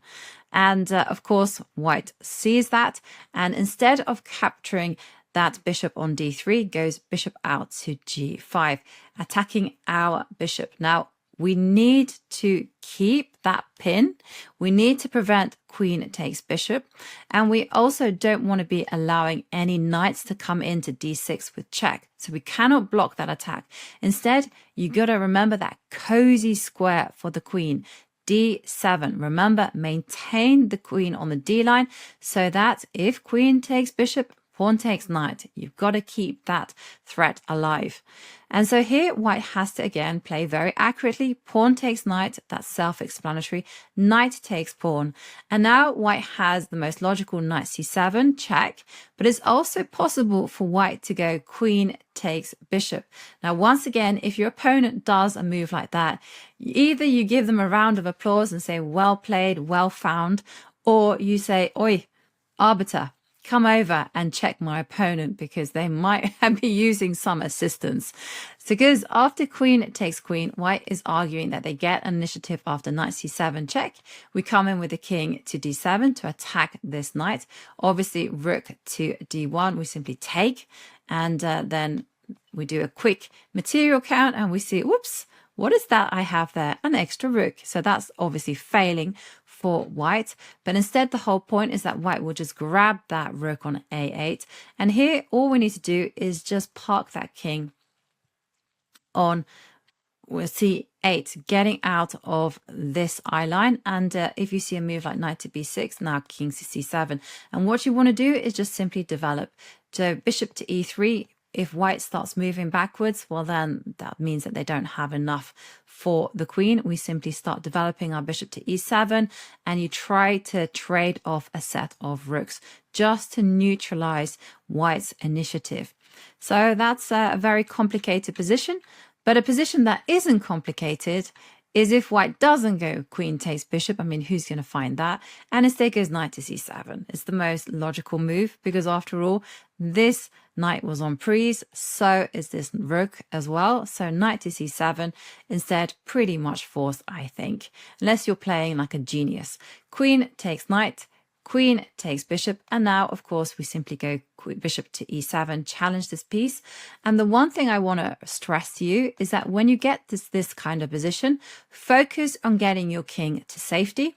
And then if this queen ever comes to d7, you can get out of that queen trade by putting your queen on b4.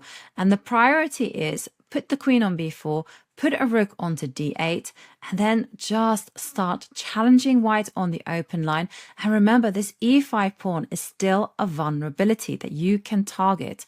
And if white doesn't even challenge you for the d line, well, then all you need to do is, once you've castled, put a rook on d8 and then park that rook on d5 so it can target on e5. And you're doing very, very well. So going back to the position where we just played 9a6, let's check out the final shot that white can throw our way. Bishop to g5, attacking our queen.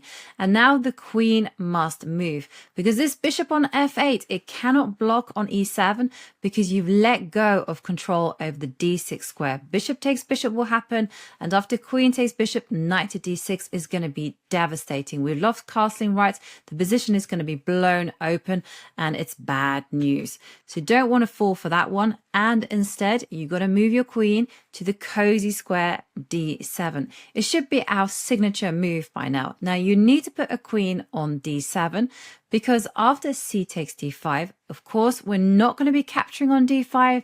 That would be a massive blunder after the royal family fork, after knight c7 check, threatening the queen. And instead, you want to be going d3. And now this position has transposed into the earlier variation. And as we saw from those positions, is that everything was wild. It was energetic, full of tactical possibilities for both sides. And this is the perfect sparring ground for you to test your wits against your friends, the computer, your phone, whoever you play chess against. But just keep on honing your skills. Now, the big thing that I want to drum in is that d3 is the excellent move because after bishop takes pawn, you're simply going to go bishop takes bishop, queen takes bishop, and now this is the point. Pawn takes knight, and white cannot play the desirable d6 because after queen it takes queen. Whoops, that's it. It's disappeared from the board, and even moves like rook a to d1 with the big idea of playing rook to d8 checkmate is simply going to be met by queen takes rook, rook takes queen, and now knight takes c6 covers the golden d8 square. And I'm calculating it's a rook to the good, and that's excellent news in my opinion. So going back to the main position, if white doesn't want to enter the complications and instead so c takes d5 goes for knight b takes d4, well, we've seen this position before. This bishop is under fire, but this pawn on e6 is covered, so that means our position is well and truly safe. All you have to remember is that this bishop belongs on e4. And if you ever see moves like rook to c1, you can just simply go pawn takes pawn, trying to get control over the d5 square. And if white makes the move bishop takes c4, well, then simply we go bishop to e7. Bishop takes bishop is going to be met by, look at this, very neat. You include some more trades attacking the queen. And now after knight takes f3, we simply trade off the queens. And now we step up with our king. The next move is going to be knight to d7, targeting e5. And then, of course, we centralize those rooks d8 and c8. And that pressure against e5 is going to ensure that we at least hold the balance. So we're now going to look at the simple developing move, bishop to e3. Now, the whole plan is that white wants to keep the c-pawn flexible. Maybe it'll move to c3, maybe it'll move to c4. But the more important point is that a bishop on e3 supports d takes c5. And white's ultimate goal is to snatch that pawn on c5 and maintain that material advantage. So obviously, we don't want that. So we need to control the b4 square. And we can do that by going knight e6. Now phase 3 is complete. And now white has to be a little bit careful here because we are threatening a plan of our own to take on d4 and just to trade everything in sight. So if white makes the move c4, we say, well, thank you very much. And now after knight takes pawn, again, we say, yes, please, bishop takes knight. And now the knight comes out to c6, attacking the bishop. And if the bishop takes a step back, oh, that's a step in the wrong direction because now we go d4. We're attacking that bishop. We're seizing space. Bishop to e7, followed by castles. And then all we need to do is target e5, protect our asset on d4, and just enjoy that extra space. And instead of retreating the bishop, c takes d5 is a move.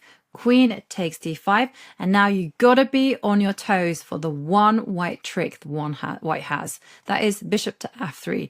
Now, do not fall for this one trick wonder, because if you go queen takes bishop, ooh, it's painful because after bishop takes knight, our cover of the queen is lost and we're simply busted. Our queen is going to be lost. And that's it. Game over. So don't fall for that one. Instead, after bishop to f3, basically you can do anything. You can put your queen on d7. You can put your queen on a5. It's really up to you.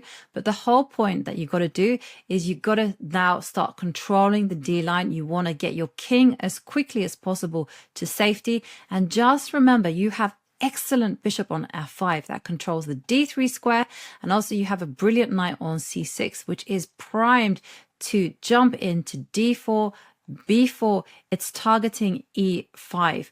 So once you've sorted out your king and you fought for control over the d line, you actually have a very healthy position. So c4, big mistake. Well, I exaggerate, but in terms of what white wants, it is a big mistake. White doesn't want to be fighting for equality. So no c4. Instead, white is going to go c3. Now, c3 transposes back into the early c3 variations. And now it's very important that you cover the c5 pawn. You go knight d7. And now, because the position is very close, the energy transfers over to the wings. And what you got to go back and watch that video. But the thing to master is, when are you capturing on d4? Usually when this knight on f3 isn't there. If you're forcing white to take on d4 and your knight is still on c6, then you certainly can make that trade. But the main thing that you're going to be looking at is also whether you can be advancing on the queen side with moves like c4, b5. First, focus on getting your king to safety, and then just wait, keep on building the tension, and then just expand on the queen side or trade in the middle of the board. It's really up to you. So let's go and take a look at the big idea though, which is dc5. Now dc5 always carries that element of risk because this pawn on e5 is now weak. So obviously we want to go knight to d7, the fourth stage of our development, so to speak. And now here white has to be on point, because if white doesn't react carefully, then we're simply going to go bishop takes c5 and then castle, and we have that beautiful pressure against e5. So this means white now needs to accelerate the play in the center by going c4, and because the pressure is intolerable on d5, we need to play dc4. And now again, white has to be very, very accurate. White has to go knight to a3, because white needs to be capturing on c4 with that knight. If white captures the c4 pawn with the bishop, it's the wrong piece on the right square. And instead, all you need to do is bishop takes c5, get your king castled, pressure against e5. So knight a3 only move to just keep putting pressure on black. And now it's very important that you get ready to castle kingside. Your king needs to scram over to the left side. So you need to play bishop takes c5. Thankfully, we're going to be winning a pawn back. Bishop takes bishop, knight takes bishop, and now knight takes c4. And then this is the whole point. We're simply moving with our king ASAP over to shelter. And this, once again, is a very interesting position because we have that fabulous bishop on f5. We have that target on e5. We have potential control over the d3 squares. And this knight on c6, again, it is willing to hop over to b4. And our queen is very well placed. And these rooks also are just primed to jump into d8 and c8. And white has to be quite accurate here, because if white jumps in super early to d6, after all, isn't this going to be a great move? Well, you don't have to, although it's absolutely okay to go bishop to g6. And the reason why you don't have to step back with the bishop is because you can go queen to b6. Now, if white goes knight takes bishop, e takes f5, and a move like queen to c2. And this is the whole point. You are mega quick to go knight to e4. Knight to e4 is such a valuable move because it controls the g5 square. And also, we're simply going to play rook f to e8, and then knight takes e5. Once we won material, white is going to be the one that is going to be fighting hard in order to get equality. And here, if white goes bishop to c4, well, we simply go rook f e8. There is no danger whatsoever to our position. Knight takes e5 is coming. And okay, it's a double pawn. So, okay, we're going to have to work very, very hard to actually turn it into a winning advantage. But I'll take a pawn up. So we're now going to take a look at d takes c5. White is taking advantage of the fact that we've left c5 unguarded momentarily. Does this deter our knight ec6 plan? Absolutely not. The three-step plan is in operation. And we're, of course, renewing the threat of bishop takes c5. Now, because of the weakness of e5, it is vulnerable. White is going to have to play in a really energetic fashion. Bishop e3 simply is met by knight to d7, and we've transposed into the bishop e3 variation. And any move that is not bishop to g5 is going to be met by bishop takes c5, knight to d7, and then putting pressure against e5. We have good development. Our king is going to go to safety. There's just no problem whatsoever. So bishop to g5 is the most critical move, attacking our queen, and this demands a very calm response from us. Bishop to e7, blocking the attack. Trades are good for us. Bishop takes e7, queen takes e7, and now here white again has to play in a really challenging way. White traditionally has played c4, putting the pressure on d5, and a move that is hot off the press, knight to a3, because this was recently played in the Tata Steel Masters 2024 between two of the world's best players, Chinese Grandmaster Wei Yi and Iranian Grandmaster Paro Magsudlu. Now, white wants to have their cake and eat it. White wants to perhaps play knight to b5 or even c4. So the move to play is castle kingside. So after c4, we are going to be not taking on c4 because those kind of moves are very accommodating after knight takes c4 and after queen takes c5. Oops! Knight to d6, and you can see this knight is targeting f5. It's also targeting b7, and white is so quick to play rook to c1 to harass our queen. Do not stumble into these type of positions. After c4, what you want to be doing is you want to be introducing a new piece into the fray. Move the rook to d8 so it supports the d5 point. And now Wei Yi played knight to b5. And here you can just simply play d takes c4, getting ready to meet knight to d6 with the move knight to a6. Now this is a really fascinating position because you are prepared to sacrifice your pawn structure. Knight takes f5 is going to be met by e takes f5, of course. And now this pawn on c5 is vulnerable, as is this pawn on e5. And if white makes the move queen c2, it's really important to note that you're going to be capturing on e5. And after queen takes f5, we're going to come in with our knight to d3. This queen attacks the bishop. And after bishop takes d3, c takes d3, we've successfully traded our knight for the bishop. And this pawn on c5 is just simply loose. So here we very much have a very small advantage. White is the one that will have to show us how to equalize. So the whole point about putting a knight into d6 is that you must be prepared to allow knight takes f5, and you also must be prepared to destabilize this pawn on e5. So if white makes the move queen to c1, you want to go knight takes c5, and now after queen takes c4, you drop back with your knight and again attack e5. You want to boot this knight away from d6.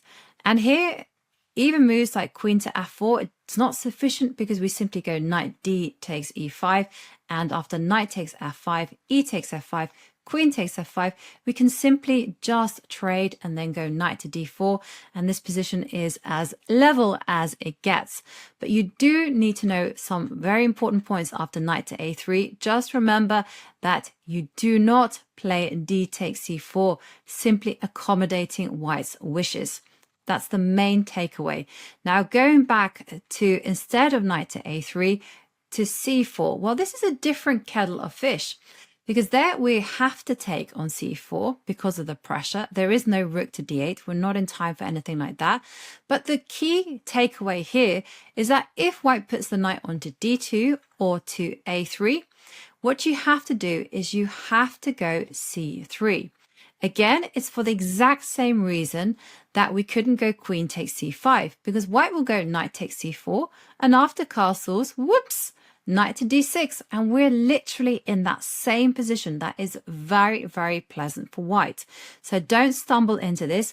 Instead, what you have to do is you have to jettison that pawn on c3, b takes c3, and now you can castle and you're ready to meet knight to c4 with knight to d7. You want to take on c5 with the knight, and you also want that pressure against e5. So in a game that I saw between Paravian and Ariantari incidentally is one of the experts in this line for black. Knight went knight to d4. There, Arian just simply went knight c takes e5, and now after knight takes knight, knight takes knight, and knight takes bishop, you see that Arian is unafraid of white taking on f5, doubling our pawns, because let's face it, these pawns are not that great. And after queen to d6, rook to e8 is going to maintain the balance for us. All we need to do is solidify this pawn structure. Again, we are going to be targeting on c5. So we want to be going rook ac8 and snapping that pawn. And here, this knight on e5 completely dominates against this bishop. So black is absolutely fine. So going back, let's have a look at a very likely response, which is not knight to d2, but instead capturing on c4 with the wrong piece. Because after pawn takes pawn, it's very tempting for white to go bishop takes c4. But here is when things start to go wrong for white, because we're simply going to capture on c5. And now after knight to d2, we put our knight onto d7. And you can see we have that pressure against e5. And now after rook to c1, we simply step up with the queen to b4. Asking white the issue, what are you going to do about the b2 pawn? And here we're simply going to be castling. We're going to put our rook onto d8. We have that incredible pressure against e5, this incredible bishop on f5, which is controlling some very important squares, namely that square on d3, and black is going to be more than okay here. So some important lessons to be learnt from this whole advanced variation. First step is that you mustn't forget this 3-step plan that we have of putting that knight onto e7, that's phase 1, c5, getting Old Faithful in, and then moving the knight from e7 to c6. Again, you have to know when the exceptions are. For instance, if white is putting pressure against d5, you need to keep that knight on e7. And when it comes to these very wild positions where you have maximum tension in the center, center. Remember, don't make any accommodating trades. Make trades that are going to simply swap off pieces for you, but don't just improve the pieces for white. And finally, remember about this very cool idea of putting a bishop onto e4, especially if you ever see a white knight come to h4. Try to embarrass that piece.